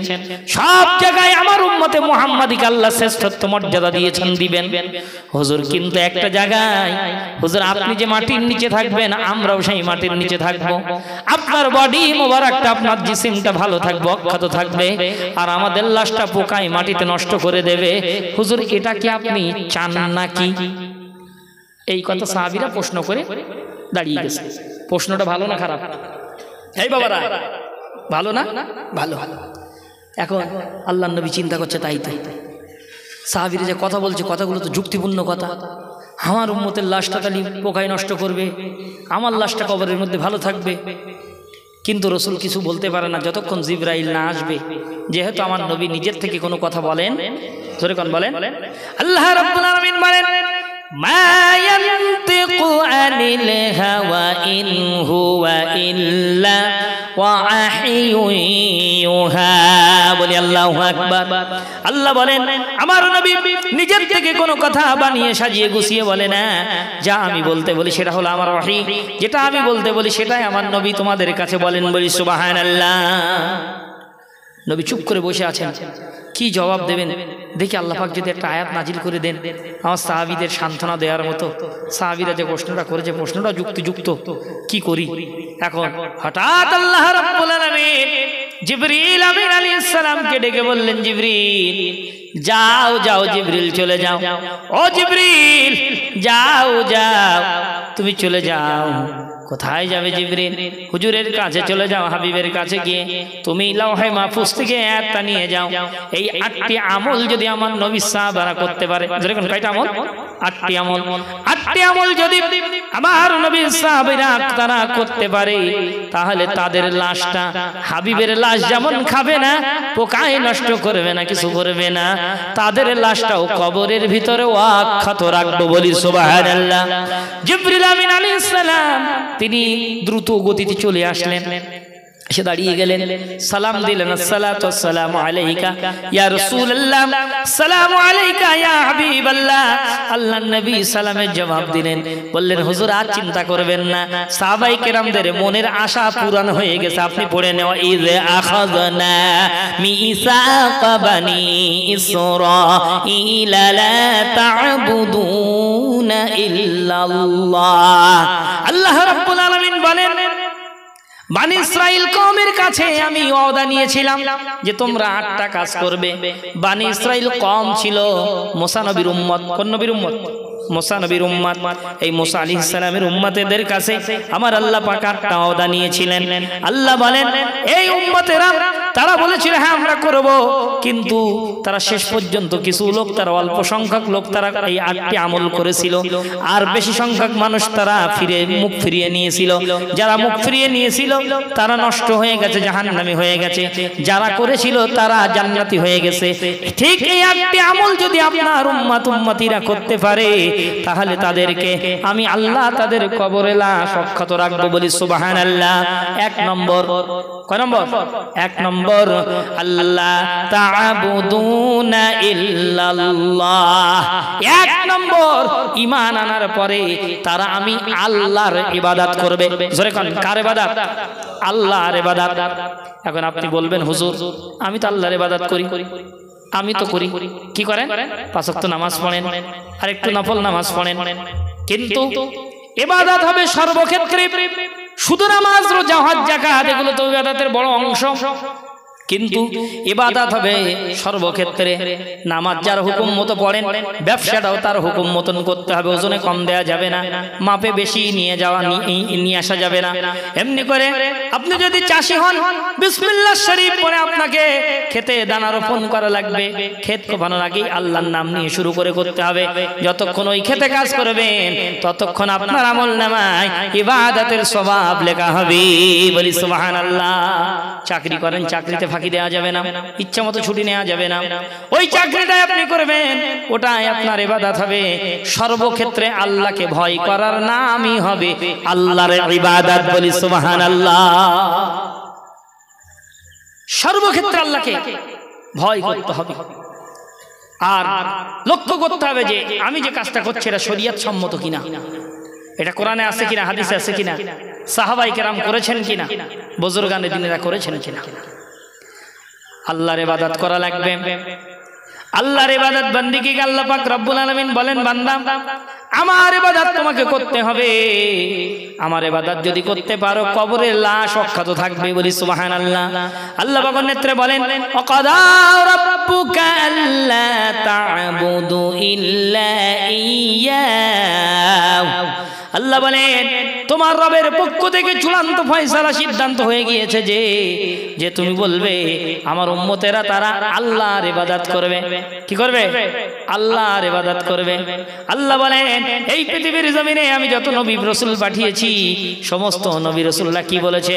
সমস্ত নবী রাসূলকে আল্লাহ পাক বলেছেন, ওয়ালাকাদ বাআসনা ফি কুল্লি উম্মাতির রাসূলা আন ইবুদুল্লাহ ওয়াজতানিবুত তাগুত। বলি আল্লাহু আকবার। প্রিয় ভাইরা, আমরা ওঠাউঠি করব না, আল্লাহর কালামের মজলিস থেকে উঠে যেতে নাই। এটা আল্লাহর কালাম। কার কালাম বাবা? কার কালাম? আল্লাহর কালাম। উঠে যেওনি বাবাজি, এমনি করে আল্লাহর কালাম শুনতে থাকো। প্রতি অক্ষরে 10টা করে নেকি পেয়ে যাবে। বলি সুবহানাল্লাহ। আল্লাহ বলেন, আমার কালামের মজলিস থেকে যারা উঠে যায় তাদের কি হবে কিয়ামতের দিন? শোনো, ওয়ামান আরাদা আন যিকরি ফাইন্না লাহু মাঈশাতান দানকা ওয়া নাহশুরুহু ইয়াওমাল কিয়ামাতি আ'মা ক্বালা রাব্বি লিমা হাশারতানি আ'মা ওয়া ক্বাদ কুনতা বাসীরা। বলি আল্লাহু আকবার। সূরা তাহা 124 নম্বর আয়াত। আল্লাহ বলেন, যারা আমার এই মজলিস থেকে উঠে যায়, আমার জিকির থেকে যারা মুখ ফিরিয়ে নেয়, কোরআন ভালো লাগে না, উঠে চলে যায়, আল্লাহ বলেন কিয়ামতের ময়দানে ওই সমস্ত লোকগুলোকে চোখের দৃষ্টি দেয়া হবে না। কি হবে না? চোখের দৃষ্টি দেয়া হবে না, চোখ অন্ধ হয়ে যাবে। ওই সময় তারা বলবে, ক্বালা রাব্বি লিমা হাশারতানি আ'মা। রব্বুল আলামিন, আল্লাহ আমরা তো দুনিয়ায় দেখতে পেতাম, আল্লাহ আমরা তো দুনিয়ায় চক্ষুষ্মান ছিলাম, আজকে কেন আমরা অন্ধ হয়ে উঠছি? আল্লাহ আল্লাহ বলবেন, সেদিন যেমন আমার মজলিস থেকে চলে গিয়েছিলে, কোরআন ভালো লাগেনি বলে উঠে চলে গিয়েছিলে, না না, সেদিন যেমন দেখে না দেখার ভান করে চলে গিয়েছিলে, আজকেও আমি তোমাদেরকে আমি আল্লাহ রাব্বুল আলামিন আর দৃষ্টি দিলাম না। আমার ভাইয়েরা, এজন্যই আল্লাহর কালামের মজলিসে এসেছি। তাফসীর একটু আলোচনা শুনি। আল্লাহ পাকের কালামে আল্লাহ সব কথা বলে দিয়েছেন। ওয়া নাযালনা আলাইকাল কিতাবা ওয়া তিবয়ানান লিকুল্লি শাই। আল্লাহ বলেন, আমি এই কিতাব নাজিল করেছি আর এর ভিতরে সুস্পষ্ট দলিল দিয়ে দিয়ে আমি রব্বুল আলামিন তোমাদের জীবনে যা কিছু প্রয়োজন সব কিছু বলে দিয়েছি। বলি সুবহানাল্লাহ। বসে থাকেন, যদি না বুঝতে পারেন প্রত্যেকটা নিঃশ্বাসে 10টা করে নেকি পাবেন। বলি সুবহানাল্লাহ। এটা জান্নাতের বাগান। কিসের বাগান? আল্লাহ বলেন, জান্নাতি মানুষেরা এই বাগানে আসে। ইন্নামাল মুমিনুনাল্লাযীনা ইযা যুকিরাল্লাহু ওয়াজিলাত কুলুবুহুম ওয়া ইযা তুলিয়াত আলাইহিম আয়াতুহু জাদাতুহুম ঈমানান ওয়া আলা ওয়া আলা রাব্বিহিম ইয়াতাওয়াক্কালুন। বলি আল্লাহু আকবার, লিল্লাহি তাকবীর, নারে তাকবীর। আল্লাহ রাব্বুল আলামিন বলেন, নিঃসন্দেহে মুমিন হবে যারা এই মজলিসে আসতে পারবে তারা। বলি সুবহানাল্লাহ। মুমিন বান্দারা এই মজলিসে আসবে, আর যখন তাদের সামনে আমার জিকির তেলাওয়াত করা হবে, কোরআনের একটি নাম হলো জিকির, কোরআনের একটি নাম কি? জিকির। জিকির তেলাওয়াত করা হবে অথবা আমার নিদর্শন সমূহ তাদের সামনে যখন বর্ণনা করা হবে, ওই সময় ওই মুমিন বান্দাগুলোর দিল অন্তর তত নরম হয়ে যাবে। অন্তর নরম হয়ে গিয়া তাদের চক্ষু দিয়ে পানি চলে আসবে। আর কি হবে? জাদাতুহুম ঈমানা, তাদের ঈমান তত শক্ত মজবুত হবে। বর্তমান প্রেক্ষাপটে আমার আপনার ঈমান শক্ত করার প্রয়োজন আছে না নাই? আছে না নাই? আছে। কঠিন সময় বাবাজি ঈমানটা মজবুত করতে হবে, আর এই মজবুত করতে গেলে এই মজলিসে এসে বসে একটু কোরআনের কথা শুনতে হবে। প্রিয় ভাইরা, আমি বলতেছিলাম আল্লাহ পাক রব্বুল আলামিন বলেন, ও বান্দারে, সর্বক্ষেত্রে আমার ইবাদত করা লাগবে। আমার ইবাদত করলে তুমি কবরে শান্তি পাবে, তোমার লাশটা কবরে অক্ষত থাকবে। আল্লাহ বলেন, শোনো, আমি প্রত্যেক নবীকে বলে দিয়েছি, প্রত্যেক রাসূলেরা এসেছেন, নবীরা এসেছেন, আর কি বলেছেন? ক্বালা ইয়া কওমি ইবুদুল্লাহা মা লাকুম মিন ইলাহিন গায়রু।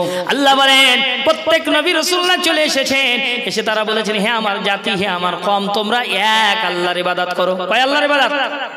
এক আল্লাহর ইবাদত করো। কোন নবী বলেন নাই দুই আল্লাহর ইবাদত করো? কোন নবী বলছেন? জোরে বলছেন? বলেন নাই। সবাই বলেছেন এক আল্লাহর ইবাদত করো। আমার নবীকেও আল্লাহ পাক রব্বুল আলামিন কি বলছেন? ইয়া আইয়ুহান নাসু উবুদু রাব্বাকুমুল্লাযী খালাকাকুম ওয়াল্লাযীনা মিন ক্বাবলিকুম লাআল্লাকুম তাত্তাকুন।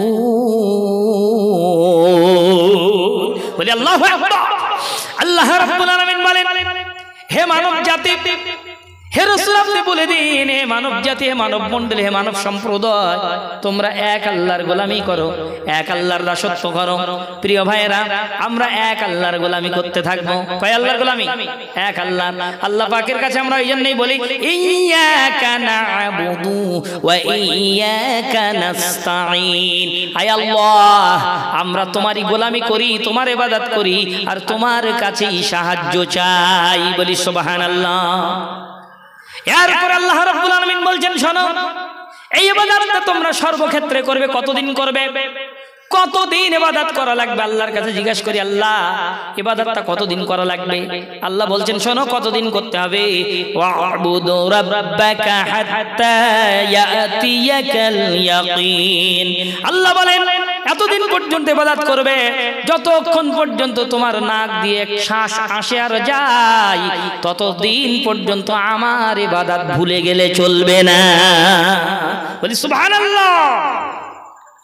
কষ্ট হচ্ছে নাকি আপনাদের? বুঝতে পারছেন তো বাবাজিরা আমার? আল্লাহর ইবাদত করতে হবে তাহলে কত সময়? মৃত্যু পর্যন্ত। কত সময়? মৃত্যু পর্যন্ত। এবার আল্লাহর কাছে জিজ্ঞাসা করি, আল্লাহ এই ইবাদত করলে কি হবে? ইবাদত করলে আপনি আপনার তরফ থেকে আমরা কি পাবো? আল্লাহ বলছেন, ফালইয়াবুদু রাব্ব হাযাল বাইত আল্লাযী আত'আমাহুম মিন জু' ওয়া আমানাহুম মিন খাউফ। বলি আল্লাহু আকবার। আল্লাহ বলেন, এই ঘরের মালিকের ইবাদত কর। কোন ঘর? কাবা ঘর। কাবা ঘরের মালিক কে? আল্লাহ। আল্লাহ বলেন, এই ঘরের মালিকের ইবাদত করবি বান্দা, তাহলে ক্ষুধার সময় তোমাদেরকে খাবার দেওয়া হবে, ভীতির সময় তোমাদের নিরাপত্তা দান করা হবে। বলি সুবহানাল্লাহ।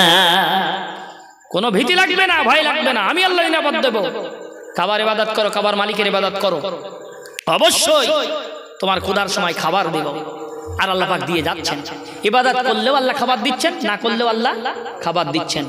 আল্লাহ বলেন, এই পৃথিবীতে আমি হলাম রহমান, আর কিয়ামতের ময়দানে শুধু রহিম নামটা থাকবে, সেদিন আর রহমান থাকবে না। এই রহিম নামটা সেদিন কিয়ামতের ময়দানে একমাত্র স্পেশালিস্ট মুমিনদের জন্য ব্যবহার করা হবে। এই রহমান মানে তিনি সবাইকে দিচ্ছেন। যে আল্লাহকে মানছে তাকেও আল্লাহ দিচ্ছেন, যে না মানছে তাকেও আল্লাহ দিচ্ছেন। এটা হচ্ছে রহমান। আর রহিম হবেন কিয়ামতের দিন। সেদিন একমাত্র মুমিনদের জন্য সেদিন আল্লাহ পাক এই নামের গুণটা সেদিন ব্যবহার করবে। বলি সুবহানাল্লাহ।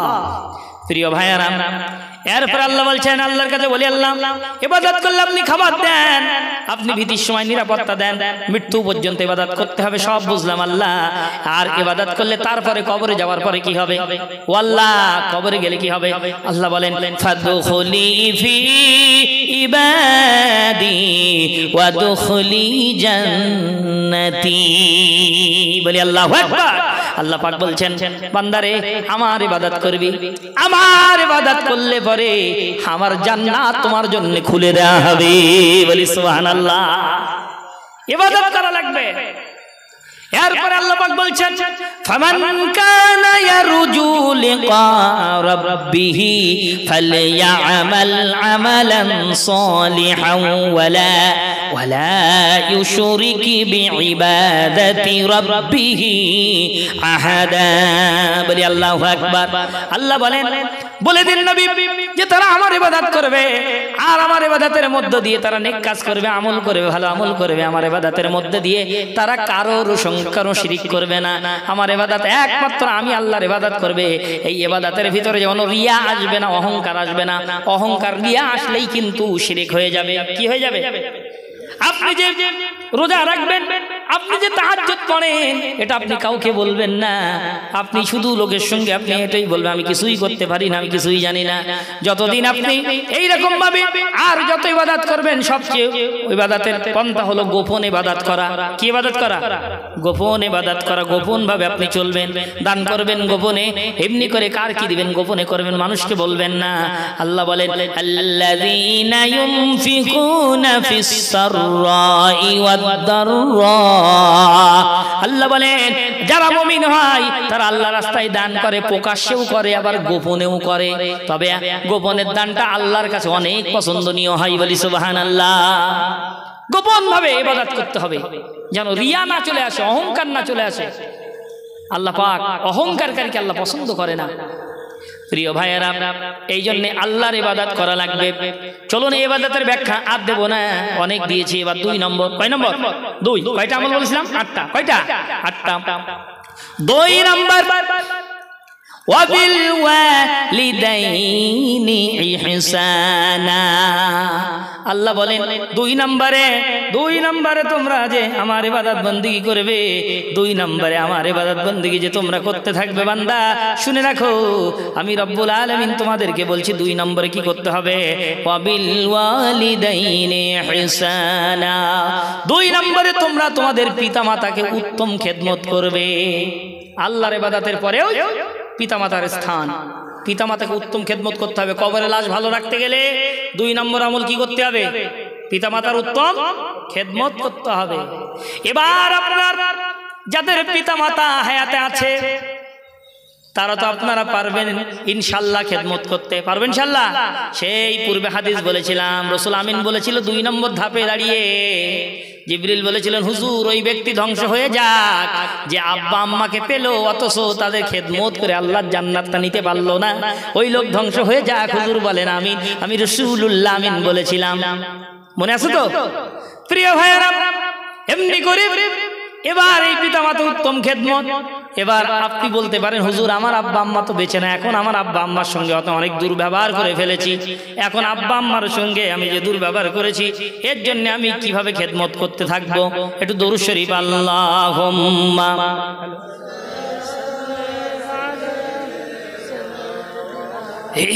এই চাটা আছে দেখ।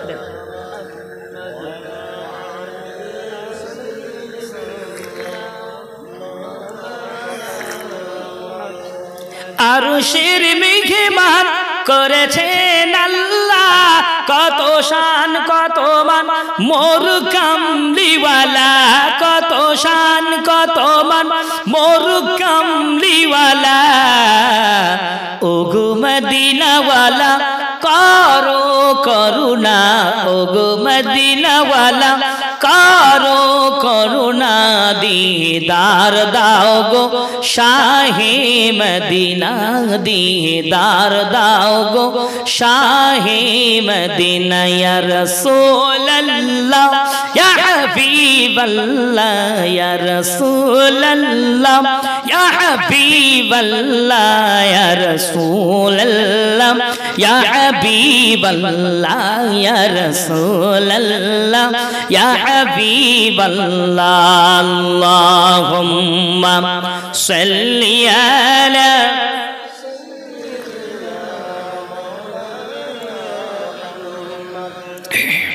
وعلى آل سيدنا চলুন এগিয়ে যাই। 2 নম্বর আমল চলছে পিতামাতার উত্তম খেদমত। রাসূল বললেন এই ইন্তেকাল হওয়া পিতামাতাদেরকে 4টি ভাবে তোমরা খেদমত করতে পারবে। যেরকম কয় রকম ভাবে? 4 রকম ভাবে। আদ-দুআ লাহুমা, প্রথম নম্বরে ওই পিতামাতা মৃত পিতামাতার জন্য তোমরা দোয়া করো। কি দোয়া করো? আয় আল্লাহ তাআলা আমার আব্বা আম্মা ইন্তেকাল হয়ে গিয়েছে, আল্লাহ এই দোয়াটাই করো, আল্লাহ শেখানো দোয়া। রব্বিরহামহুমা কামা রব্বায়ানি সগীরা। পড়েন সবাই, রব্বিরহামহুমা কামা রব্বায়ানি সগীরা। আয় আল্লাহ আমার পিতামাতা যেমন আমাকে ছোটবেলায় স্নেহের করে লালন পালন করেছে মাবুদ, আজকে আমার আব্বা আম্মা ইন্তেকাল হয়ে গিয়েছে, তোমার রহমতের কোলে আল্লাহ তুমি তাদের লালন পালন করো, বলি আমিন। প্রিয় ভাইয়েরা, 5 ওয়াক্ত নামাজ যখন আদায় করবে এই দোয়াটা করতে থাকবেন। 2 নম্বরে রাসূল বলেন আল ইস্তিগফার লাহুমা, আর ওই আব্বা আম্মার জন্য তোমরা বেশি বেশি ইস্তিগফার করো। কি করো? ইস্তিগফার করো, ক্ষমা চাও আল্লাহর কাছে। কেননা এই আব্বা আম্মা আমাকে আপনাকে মানুষ করতে গিয়ে কত রোজা ছেড়ে দিয়েছে, কত নামাজ ছেড়ে দিয়েছে, কত অন্যায় করেছে। করিস না করে নাই? হে বাজানেরা, করিস না করে নাই? আজকে তারা কবরে ধরা পড়ে গেছে, তারা আর ইস্তিগফার করলে কবুল হবে না গো। সেজন্য ওই আব্বা আম্মার জন্য তুমি একটু ইস্তিগফার করে কাঁদো, আস্তাগফিরুল্লাহ আস্তাগফিরুল্লাহ পড়তে থাকো। আমার নবীর কোনো গুনাহ ছিল না, বেগুনাহ মাসুম নবী আমার, তবুও তিনি আসরের নামাজের পরে 70 বার, কোন তাফসীর লেখক লিখেছে 100 বার আস্তাগফিরুল্লাহ আস্তাগফিরুল্লাহ পড়তেন, আল্লাহর কাছে তিনি ক্ষমা চাইতেন, বলি সুবহানাল্লাহ। আমার রাসূল এটা শিখিয়েছেন উম্মতের জন্য। হুজুরকে প্রশ্ন করা হলো, ইয়া রাসূলুল্লাহ ইয়া হাবিবাল্লাহ, হুজুর আপনি যে ইস্তিগফার করছেন, হুজুর আপনার তো কোনো গুনাহ নাই, আপনি তো বেগুনাহ মাসুম, এত বেশি কেন ইস্তিগফার করেন? আল্লাহ রাব্বুল আলামিনের হাবিব বললেন, আল্লাহ আমাকে বলেছেন ফাসাব্বিহ বিহামদি রাব্বিকা ওয়াস্তাগফিরুহু ইন্নাহু কানা তাওয়াবা। বলি আল্লাহু আকবার। আল্লাহ বলেন, হাবিব যখন মানুষেরা দলে দলে ইসলামের ভিতরে প্রবেশ করবে, আপনার হাতে কলেমা পড়ে মুসলমান হবে, ওই সময় আপনার রবের আপনি বেশি প্রশংসা করতে থাকবেন এবং তার কাছে আপনি ইস্তিগফার করতে থাকবেন, ক্ষমা চাইতে থাকবেন। নিঃসন্দেহে আল্লাহ পাক তওবা কবুলকারী, বলি সুবহানাল্লাহ। ও আমার সাহাবীরা, আমি রাসূল পাকের কোনো গুনাহ নাই, বেগুনাহ মাসুম, তবু আমি এই জন্য ইস্তিগফার করি আর আল্লাহর প্রশংসা করি, এই জন্য যে আমি যেন আল্লাহ পাকের শুকরগুজার বান্দা হিসাবে কিয়ামতের দিন বিবেচিত হতে পারি। এই জন্য রাসূল খুব শুকরিয়া করতেন। আল্লাহ জন্য আমাদেরকে বলেছেন, লাইন শাকারতুম লাজিদান্নাকুম ওয়া লাইন কাফারতুম ইন্না আযাবি লাশাদীদ। বলি আল্লাহু আকবার। আল্লাহ বলেন, বান্দা তোমরা আমার নিয়ামতের শুকরিয়া করো, আমার নিয়ামতকে যদি তোমরা শুকরিয়া করতে থাকো তাহলে তোমাদের আমি আমার নিয়ামত আরো বাড়িয়ে দেব, বলি সুবহানাল্লাহ। আর যদি তোমরা আমার নিয়ামতের শুকরিয়া না করো তাহলে তোমাদের জন্য আযাব আছে, বিরাট কঠিন আযাব আছে বান্দা, সে আযাব তোমরা সহ্য করতে পারবে না। এজন্যই সব সময় আল্লাহ শুকরিয়া করবেন। নিয়ামতগুলো খাবেন, আলহামদুলিল্লাহ পড়বেন, সুবহানাল্লাহ পড়বেন, আশ্চর্য জিনিস দেখবেন, সুবহানাল্লাহ বলবেন, আল্লাহু আকবার বলবেন। এগুলো রাসূলের ভাষা, রাসূলের তাসবিহ। আর নেকির পাল্লা ভারী করার জন্য এই দোয়া পড়বেন, সুবহানাল্লাহি ওয়া বিহামদিহি সুবহানাল্লাহিল আযীম। পড়ি সুবহানাল্লাহি ওয়া বিহামদিহি সুবহানাল্লাহিল আযীম। দোয়াটা খুবই ছোট, কিন্তু রাসূল বলেন কিয়ামতের ময়দানে উহুদ পাহাড়টা এক পাল্লায় দেওয়া হবে, আর এই দোয়াটা এক পাল্লায় দেওয়া হবে, দেখা হবে এই দোয়ার পাল্লাটা ভারী হয়ে যাচ্ছে। বলি সুবহানাল্লাহ। পড়তে থাকবেন, রমজান মাসে বেশি বেশি পড়তে থাকবেন, কোরআন তেলাওয়াত করতে থাকবেন। আপনি কোরআন পড়তে পারেন না, দেখেন কোথায় খতম তারাবি হয়, সেখানে গিয়ে আপনি দাঁড়ান। একটি মাস ধরে কোরআন খতম তারাবিতে আপনি শরীক হয়েছেন। এজন্য ওই হাফেজ সাহেব তেলাওয়াত করে যে যেমন 70 খতমের সওয়াব পেয়ে যাবে, আপনাকে আল্লাহ একটা সওয়াবও কম দিবে না। আপনি যে তার সময় মতো তানার পিছনে দাঁড়িয়ে আল্লাহর কালাম শুনেছেন, 70 খতমের সওয়াব আপনার আমল নামায়ও লেখা হয়ে যাবে। এরপরেও আপনি বলতে পারেন, হুজুর আমাদের গ্রামগঞ্জের এলাকার মানুষ সকাল সকাল শুয়ে পড়ে, খতম তারাবি হুজুর হয় না, তাহলে আমার উপায় কি হবে? আমি তো কোরআন শরীফও পড়তে পারি না। আপনি নিয়ত করে নেন, কোরআন শরীফ একটা পাজা করে নেন, বুকের উপরে পাজা করে নিয়ে ওই কোরআন শরীফটা প্রতিদিন সকালবেলা, তো কোনো কাজ থাকে না, প্রতিদিন সকালবেলা আপনি ওই কোরআন শরীফটা প্রতিদিন প্রতিটা পৃষ্ঠার একদম প্রথম থেকে নিয়ে একটা একটা করে, দুটো করে পৃষ্ঠা প্রতিদিন এরকম ভাবে আঙুল বুলিয়ে বুলিয়ে এক পারা করে আপনি আঙুল বুলিয়ে বুলিয়ে খতম করেন। আর বলেন, আল্লাহ তুমি যা বলেছো সত্যি কথা বলেছো, আল্লাহ সত্য বলেছো, আল্লাহ তোমার কোনো ভুল নাই, আল্লাহ আমি কালাম পড়তে পারি না, আল্লাহ আল্লাহ গো তুমি আমার মাফ করে দাও, আল্লাহ তুমি যা বলেছো সত্য কথা বলেছো, যা বলেছো সত্য বলেছো, যা বলেছো সত্য বলেছো। এইরকম ভাবে আপনি প্রতিদিন একটা করে পারা তোলেন। কয়টা করে পারা? একটা করে পারা তোলেন। আল্লাহ রাব্বুল আলামিন আপনার এই কোরআনের প্রতি ভালোবাসা দেখে আল্লাহ আপনাকেও আমার আল্লাহ কম দিবে না, 70 খতমের সওয়াব আল্লাহ রমজান মাসের ওসিলায় দিয়ে দেবে। মেজু হুজুর বলতেন, বাবা কিছু জানো না, সুবহানাল্লাহর নামাজ পড়বো, সুবহানাল্লাহ দিয়ে পড়ো, আল্লাহ পাক দেখবে দিল। আল্লাহ কি দেখবে? দিল। আল্লাহ মুখ দেখবে না, আল্লাহ দেখবে দিল, অন্তর কি বলছে তার। তাই মেজু হুজুর বলতেন, অনেকে ফতোয়া দিয়ে, হুজুর আপনি এরকম বলেন, বলে হ্যাঁ আমি বলি, তোমরা আল্লাহর দয়া জানো, ও সুবহানাল্লাহ দিয়ে নামাজ পড়ো, আস্তে আস্তে শেখার চেষ্টা করো, আল্লাহ ওর নামাজ কবুল করে নেবে। বলি সুবহানাল্লাহ। আপনি পড়তে পারেন না, আল্লাহ জানে, আল্লাহ জানে যে আপনি আর পারবেন না, আপনি আর পারবেন না, আপনার মনটাও ভাঙা, আপনি ওইভাবে কোরআন শরীফটা খতম করতে থাকুন, আল্লাহ আপনার আমল নামায় ওই সওয়াব দিয়ে দেবে। বলি সুবহানাল্লাহ। যেহেতু কোরআন একটা বিরাট বরকত। কেন এই মাসে এত বরকত? কেন আল্লাহ বলেন এই মাসে বরকত কেন? শোনো, শাহরু রমাদানাল্লাযী উনজিলা ফীহিল কুরআন হুদাল للناس وبينات من الهدى والفرقان। বলি আল্লাহু আকবার। আল্লাহ বলেন আমি এই পবিত্র রমজান শরীফ মাসে আমি কোরআনে কারীমকে নাজিল করেছি। এই কোরআন রমজান শরীফের মাসে আল্লাহ পাঠিয়েছিলেন। বলি সুবহানাল্লাহ। কোন মাসে পাঠিয়েছিলেন? রমজান শরীফের মাসে। এই কারণে রমজানে 1 টাকা দান করলে 70 পাওয়া যায়। যে কাজ করবেন, একটা ফরজ নামাজ আদায় করবেন, 70টি ফরজ নামাজের সওয়াব আল্লাহ দিয়ে দিবেন। বলি সুবহানাল্লাহ। প্রিয় ভাইয়েরা, 2 নম্বর আমল চলছে পিতামাতার উত্তম খেদমত। রাসূল বলেছেন 4টি ভাবে খেদমত করো মৃত্যুর পরে। পিতামাতা ইন্তেকালের পরে কয় ভাবে? 4 ভাবে। 1 নম্বরে তোমরা তাদের জন্য দোয়া করো। 2 নম্বর হলো ইস্তিগফারু লাহুমা, তোমরা তাদের জন্য ক্ষমা চাইতে থাকো, আল্লাহর কাছে ইস্তিগফার করো। পিতামাতার জন্য স্পেশালিস্ট, আল্লাহর কাছে কাঁদতে থাকো, আল্লাহ আমার আব্বা আম্মা আমাকে মানুষ করার জন্য কত কষ্ট করেছে, কত মেহনত করেছে, আল্লাহ গো তুমি তাদের মাফ করে দাও, ক্ষমা করে দাও, আমি সন্তান হয়ে তাদের জন্য ক্ষমা চাইছি। 3 নম্বরে রাসূল বলেন ওই আব্বা আম্মার মতো দেখতে যে সমস্ত মানুষগুলো আছে তাদের কাছে যাও, তাদের কাছে গিয়ে একটু বসো, তাদের সঙ্গে 2টো কথা বলো, তাদেরকে একটু হাদিয়া দিয়ে দাও, আর মনে মনে বলো আল্লাহ আমার আব্বা আম্মা বেঁচে থাকলে তো এরকম করতে হতো। এইভাবে তাদেরকে একটু দেখভাল করো, ওই সওয়াব আমার আল্লাহ তোমার আব্বা আম্মার আমল নামাই দিয়ে দেবে। বলি সুবহানাল্লাহ। আপনি দূরে যাচ্ছেন, রেলগাড়িতে যাচ্ছেন, বাসে যাচ্ছেন, সিট পেয়ে গেছেন, আপনি দেখছেন একটা প্রবীণ মানুষ, বৃদ্ধ মানুষ দাঁড়িয়ে আছে।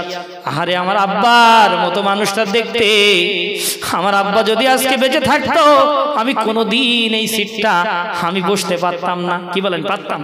জোরে কান, পারতাম? পারতাম না। না না, আল্লাহ আমার তাকত দিয়েছে, শরীর ক্ষমতা দিয়েছে।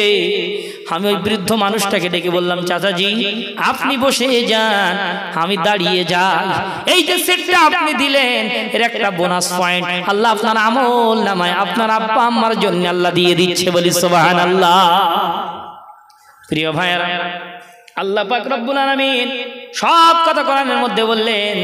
এই জন্য পিতা মাতাকে তোমরা ভালোবাসবে, খেদমত করবে। নাম্বার 3, যেরকম কয় নাম্বার? 3। আল্লাহ বলেন 3 নাম্বার, ওয়াবিল ওয়ালিদাইনি ইহসানাও ওয়া যিল কুরবা।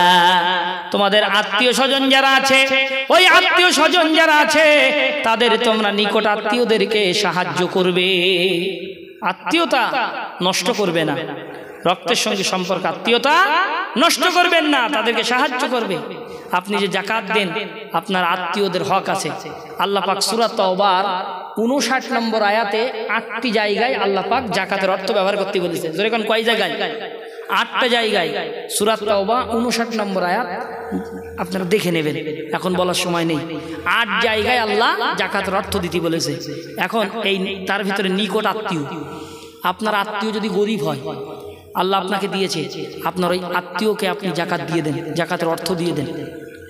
প্রিয় ভাইয়েরা, এই আত্মীয়দেরকে হক আদায় করতে হবে, আত্মীয়র সঙ্গে সুসম্পর্ক বজায় রাখতে হবে। আল্লাহর নবী বললেন আত্মীয়তা করবে আল্লাহর জন্যে, আবার আত্মীয়তা বিচ্ছেদ করবে আল্লাহর জন্যে। আত্মীয় আপনার রক্তের সঙ্গে সম্পর্কের আত্মীয়, কিন্তু নামাজ পড়ে না। আপনি তাকে নামাজের দাওয়াতের কথা বলুন, সে সুদ খায়, আপনি সুদ থেকে তাকে পরহেজ করার চেষ্টা করুন। যে আপনি তাকে বলুন যে ভাই সুদ খাওয়া ইসলামে হারাম, সুদ যদি আপনি খান আমি কিন্তু আপনার বাড়িতে আর আসবো না। এইভাবে বলতে থাকুন। যদি সে সুদ ছেড়ে দেয় তো ভালো, নচেত আপনি তার সঙ্গে আত্মীয়তা বিচ্ছেদ করুন, এতে কোনো কবিরা গুনাহ হবে না, গুনাহ হবে না। কিন্তু আত্মীয়তা ভালো, আত্মীয় স্বজন ভালো, এমনি করে সামান্য ত্রুটি আপনার স্ত্রী আপনার কানে তুলে ধরলো, আর আপনি তার এমনি করে সেই স্ত্রীর কথা শুনে আত্মীয়তা নষ্ট করে দিলেন, এতে কিন্তু কবিরা গুনাহ হবে। কি গুনাহ হবে? কবিরা গুনাহ হবে। প্রিয় ভাইয়েরা, বাবাজিরা আমার, এমনি করে এজন্যই আত্মীয়তা কিন্তু ছিন্ন করা যাবে না। এরপরে আল্লাহ রাব্বুল আলামিন এর হাবিব বললেন তোমরা এই আত্মীয়দের দিকে তোমরা লক্ষ্য রাখবে, নিকট আত্মীয়কে তোমরা লক্ষ্য রাখবে, প্রতিবেশীকেও তোমরা লক্ষ্য রাখবে। নবী একটা হাদিসে বলেছেন, তোমরা যদি বাড়িতে গোশত রান্না করো, এই রান্না করার সময় একটু সুরা বেশি দিয়ে দেবে, ঝোল বেশি দিয়ে দেবে। কেন? তাকে একটু, প্রতিবেশীকে একটু গোশত দিয়ে দিও, একটু তরকারি দিয়ে দিও, এগুলো প্রতিবেশীর হক, এগুলো তোমরা একটু আদায় করো। আমার নবী সবচেয়ে বেশি প্রতিবেশীর হক আদায় করতেন। বলি সুবহানাল্লাহ। আম্মা জান খাদিজা রাদিয়াল্লাহু তাআলা আনহা, তিনি যখন ইন্তেকাল করলেন, যখন আমার নবীর কাছে কোনো গোশত আসতো, কোনো গোশত যখন আসতো বা হুজুর যখন কোনো আকিকা করতেন, সর্বপ্রথম এমনি করে গোশতগুলো সবাইকে ভাগ করে দিয়ে স্পেশালিস্ট কিছু গোশত তিনি নিয়ে চলে যেতেন। মা খাদিজার বান্ধবী কোথায় আছে, সেখানে গিয়ে আমার নবী মা খাদিজার বান্ধবীকে গোশত দিয়ে আসতেন। বলি সুবহানাল্লাহ। প্রিয় ভাইয়েরা, এইগুলো হবে মুসলমানদের আদর্শ। এজন্যই আমি আগেই বলেছি, মুসলমানদের আদর্শ এমন আদর্শ যে এই মুসলমানের আদর্শ কোনোদিন এমনি করে কোনো জাতির সঙ্গে মিলবে না। বলি সুবহানাল্লাহ। এরপরে আল্লাহ রাব্বুল আলামিন কোরআনে কারীমের মধ্যে বলছেন, চতুর্থ নম্বরে কি করতে হবে? কবরে লাশ যদি ভালো রাখতে চাও, অক্ষত যদি রাখতে চাও, তাহলে তোমাদেরকে কি করা লাগবে? রাসূল জিবরিল আমিন আলাইহিস সালাম বলছেন, হুজুর সাহাবায়ে কেরামদেরকে বলে দেন 4 নম্বরে যে আমলটা করবে, ওয়াজিল কুরবা ওয়াল ইয়াতামা, তারা এতিমদেরকে ভালোবাসবে। কি করবে? এতিমদেরকে ভালোবাসবে, এতিমদেরকে খাবার দেবে, এতিমদেরকে খাবার দেবে, এতিমদেরকে খাবার দাও, এতিমদের মহব্বত করো। যেহেতু রাসূল বলেছেন যে ব্যক্তি এতিমকে ভালোবাসবে, এতিমদের খাবার দেবে, ওই ব্যক্তি এবং আমি মুহাম্মদ সাল্লাল্লাহু আলাইহি ওয়াসাল্লাম হুজুর আমার 2টা আঙ্গুল ইশারা করে বলেছেন, এই 2 ব্যক্তি কি, এই ব্যক্তি আর আমি রাসূলুল্লাহ জান্নাতের ভিতরে এরকম পাশাপাশি অবস্থান করব। বলি সুবহানাল্লাহ। এতিমদের যত্ন করো, এতিমদেরকে মহব্বত করো। আল্লাহ রাব্বুল আলামিন বলেন, ألم يجدك يتيما فآوى ووجدك ضالا فهدى ووجدك عائلا فأغنى فأما اليتيم فلا تقهر আল্লাহ বলেন ও নবী আমি কি আপনার এতিম অবস্থায় পাই নাই আপনি তো এতিম ছিলেন আল্লাহ পাক আমার আপনার নবীকে এতিম কেন করলেন এতিমদের সরদার বানিয়ে দিলেন এজন্যই যেহেতু আমার নবী হলো বিশ্ব নবী জোরে বলেন কি নবী বিশ্ব নবী আমার নবী এজন্য আল্লাহ এতিম বানিয়ে দিলেন পৃথিবীর কোন এতিম যেন দুঃখ না করে বলতে পারে কোন এতিম যেন দুঃখ না করে বলতে পারে যে আমি তো এতিম মানুষ নবীর তো আব্বা আছে আম্মা আছে আমার মনের দুঃখ কি বুঝবে এই কথাটা যেন পৃথিবীর কোন এতিম না বলতে পারে এজন্য আমার আল্লাহ পাক আমার নবীকে এতিমদের নেতা সরদার বানিয়ে দিলেন এতিমের কষ্ট আমার নবী বুঝতে পারতেন প্রিয় ভাইরা আল্লাহ বলেন নবী হে রাসূল আপনি সেই এতিম ছিলেন এই এতিম অবস্থায় আমি আপনাকে লালন পালন করে বড় করে তুললাম আল্লাহ বলেন হাবিব আপনি এখন সেই এতিমদেরকে দেখভাল করবেন এতিমদের ভালোবাসবেন আপনার উম্মতদেরকেও আপনি বলে দেন তারা যেন এতিমের রক্ষণাবেক্ষণ করে এতিমদেরকে মহব্বত করে বলি সুবহানাল্লাহ আল্লাহর নবী বলেন যে ব্যক্তি এতিমের মাথায় হাত বুলাবে এতিমের মাথায় তেল মাখিয়ে দেবে ওই ব্যক্তিটার হাতের নিচে মাথার উপরে যখন হাত বুলায় ওর হাতের নিচে যত পশম যত চুল মোবারক পড়বে অত পরিমাণ নেকি তার আমল নামায় আল্লাহ পাক লিখে দিবে বলি সুবহানাল্লাহ এই এতিমদের যত্ন করার মাস আসছে পবিত্র রমজান শরীফের মাস সরাসরি আপনার প্রতিবেশী এতিম কে আছে দেখেন আগে আপনার প্রতিবেশীকে দেখতে হবে আপনার অর্থ সেখানে ব্যয় করতে হবে দূরে যাব পরে আগে প্রতিবেশী আগে কি ভুল বলছি নাকি বাদান ভুল হলি বলেন যে হুজুর ভুল বলতেছেন দূরে যাব পরে আগে দেখুন কে বিধবা আছে তার কাছে যান আপনি তার কাছে গিয়ে টাকা দেন এই পবিত্র রমজান শরীফের মাসে জাকাতের অর্থটা তাকে দেন এই নাও আমার জাকাতের টাকাটা তুমি নাও ইফতার করবে তুমি সেহরি করবে তোমাকে দিয়ে গেলাম তোমার বাচ্চাদেরকে তোমরা দেখবে আগে প্রতিবেশী আগে এতিম প্রিয় ভাইয়েরা আজ আমাদের ভিতর থেকে আস্তে আস্তে এইগুলো উঠে যায় লম্বা করে অমুক জায়গায় 20,000 টাকা দিয়ে আসলাম আহারে তার বাড়ির পাশে দুটো এতিম আছে 4টে বিধবা আছে সেটাই গিয়ে বৃষ্টি নিক্ষেপ করলাম না ঘন ঘন ওমরায় যাচ্ছি কিয়ামতের ময়দানে আল্লাহ পাক জিজ্ঞাসা করবে আল্লাহ হুজুর কেবলা তরিকার দর্পণে লিখেছেন একটা কথা বলো আল্লাহ বলবেন আমি আল্লাহ ভুখা ছিলাম ও বান্দা আমি আল্লাহর ক্ষুধার্ত আমি আল্লাহ ছিলাম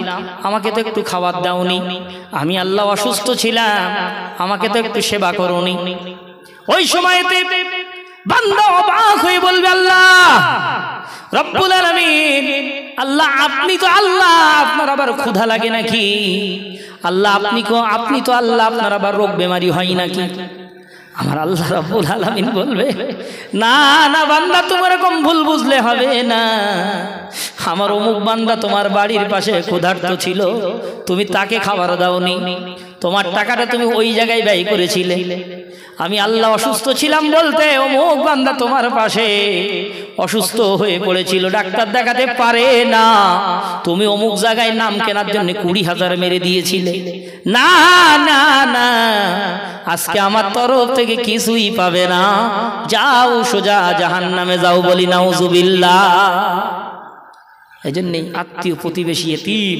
মিসকিন তাদের হক আমাকে আপনাকে বুঝে দিতে হবে আদায় করতে হবে আল্লাহ পাক তৌফিক দান করেন বলি আল্লাহুম্মা আমিন একটু দরুদ শরীফ আল্লাহুম্মা কোথায় আপনার বক্তা কোথায় এসে এখন আসেন কত এই টাইম ভাই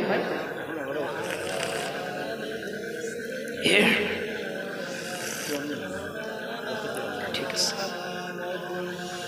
আল্লাহুম্মা সাল্লি আলা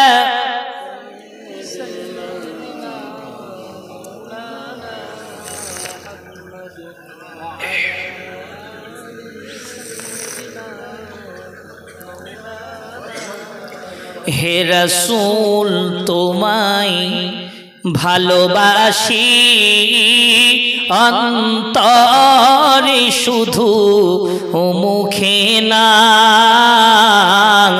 জান্নাতের আশায় নয় হে রাসূল জাহান্নাম কেউ ডরি না জান্নাতের আশায় নয় হে রাসূল জাহান্নাম কেউ ডরি না তোমায় পাওয়ার আশায়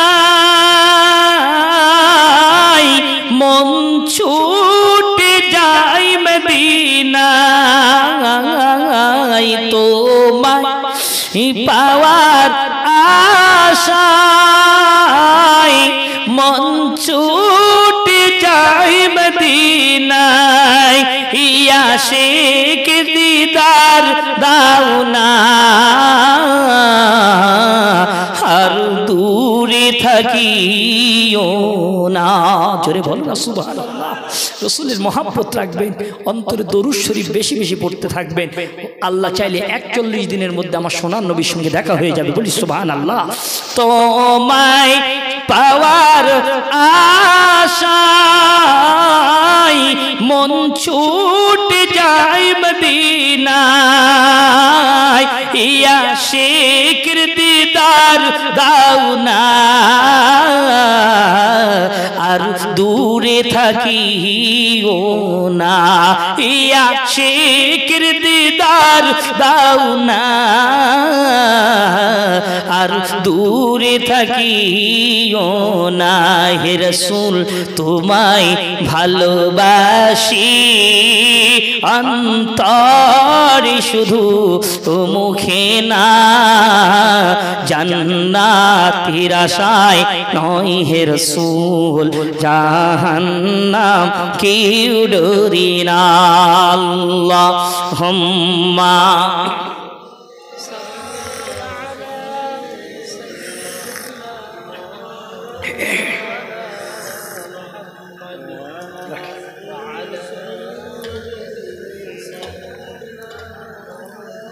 তোমার ওই নাম শুনিলাম এই চোখ দেখলাম না তোমার ওই নাম শুনিলাম এই চোখ দেখলাম না এই সুর যদি শুনে থাকো একবার দেখা দাও না জোরে বলো না সুবহানাল্লাহ তোমার ওই নাম শুনিলাম এই চোখ দেখলাম না এই সুর যদি শুনে থাকো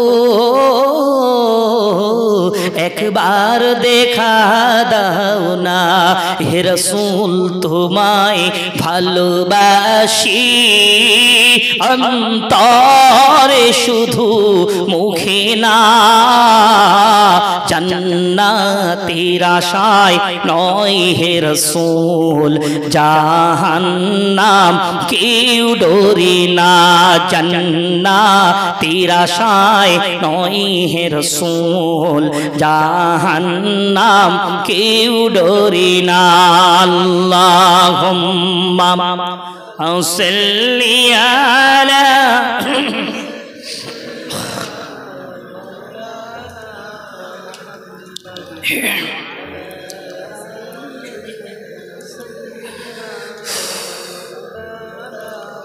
চলুন এগিয়ে যাই আমরা 4 নম্বর আলোচনা করছি জোরে কোন কয় নাম্বার কবরে লাশ অক্ষত রাখতে গেলে 8টা আমল করতে হবে তার থেকে কত নম্বর চলছে 4 বাবা কত 4 নম্বরে আল্লাহ বলেন ওয়ালিয়াতামা তোমরা এতিমদেরকে ভালোবাসো এতিমদেরকে মহব্বত করো এবার নাম্বার 5 আল্লাহ পাক কোরআনে কারীমের মধ্যে বলেন হ্যালো ঠিক আছে 5 নম্বরে আল্লাহ রাব্বুল আলামিন কোরআনে কারীমের মধ্যে বলছেন ওয়াল মাসাকিন আল্লাহ বলেন তোমরা মিসকিনদেরকে তাদেরকে খাবার দেবে, মিসকিনদেরকে সাহায্য করবে। মিসকিনদের ব্যাপারে আল্লাহ রাব্বুল আলামিন কোরআন কারীমের ভিতরে অনেক জায়গায় বর্ণনা করেছেন। যেহেতু জাহান্নামের ভিতরে যখন জাহান্নামে যাবে তাদেরকে জিজ্ঞাসা করা হবে, ইয়াতাসাআলুনা আনিল মুজরিমিন। ও আল্লাহ পাকের ফেরেশতা বলবে, ও জাহান্নামীরা কেন আজকে জাহান্নামে এসেছো? মা সালাকাকুম ফি সাকার। আল্লাহর ফেরেশতারা বলবে, কেন জাহান্নামে এসেছো? তো বড় খারাপ জায়গা। ওই সময় তারা বলবে, ক্বালু লাম নাকু মিনাল মুসাল্লিনা ওয়া লাম নাকু নুতঈমুল মিসকিন। এক নম্বরে আমরা নামাজ পড়ি নাই, জাহান্নামে আসার প্রথম কারণ। দুই নম্বরে আমরা মিসকিনদেরকে খাবার দেই নাই। আমার ভাইরা, এমনি করে এই 5 নম্বরে মিসকিনদেরকে খাবার দিতে হবে, মিসকিনদের ভালোবাসতে হবে। নাম্বার 6, মানুষের সঙ্গে হাসি মুখে কথা বলতে হবে। ওয়াকুলু লিন-নাসি হুসনা, সুন্দরভাবে আচরণ করতে হবে, হাসি মুখে কথা বলতে হবে। 7 নম্বরে নামাজ আদা করতে হবে, নামাজ কায়েম করতে হবে, নিজে নামাজ পড়তে হবে, অপরকে দাওয়াতের কাজ করতে হবে নামাজে। নাম্বার 8, যাকাত প্রদান করতে হবে। এই 8টি আমল যদি আমি আপনি জীবনে করে যেতে পারি, আমার আপনার কবর জগতে কোনো ভয় নাই। বলি সুবহানাল্লাহ। আল্লাহ তৌফিক দান করেন, সকলে বলি আল্লাহুম্মা আমিন। এখন আপনাদের সম্মুখে ওয়াজ নসিহত করবেন জনাব আলহাজ মাওলানা মুফতি রজব আলী সাহেব হুজুর। তিনি এসেছেন, আপনারা তার বক্তব্য ধীর স্থিরভাবে শ্রবণ করুন। দরুদ শরীফ। আল্লাহুম্মা। এবার জান আসসালামু আলাইকুম।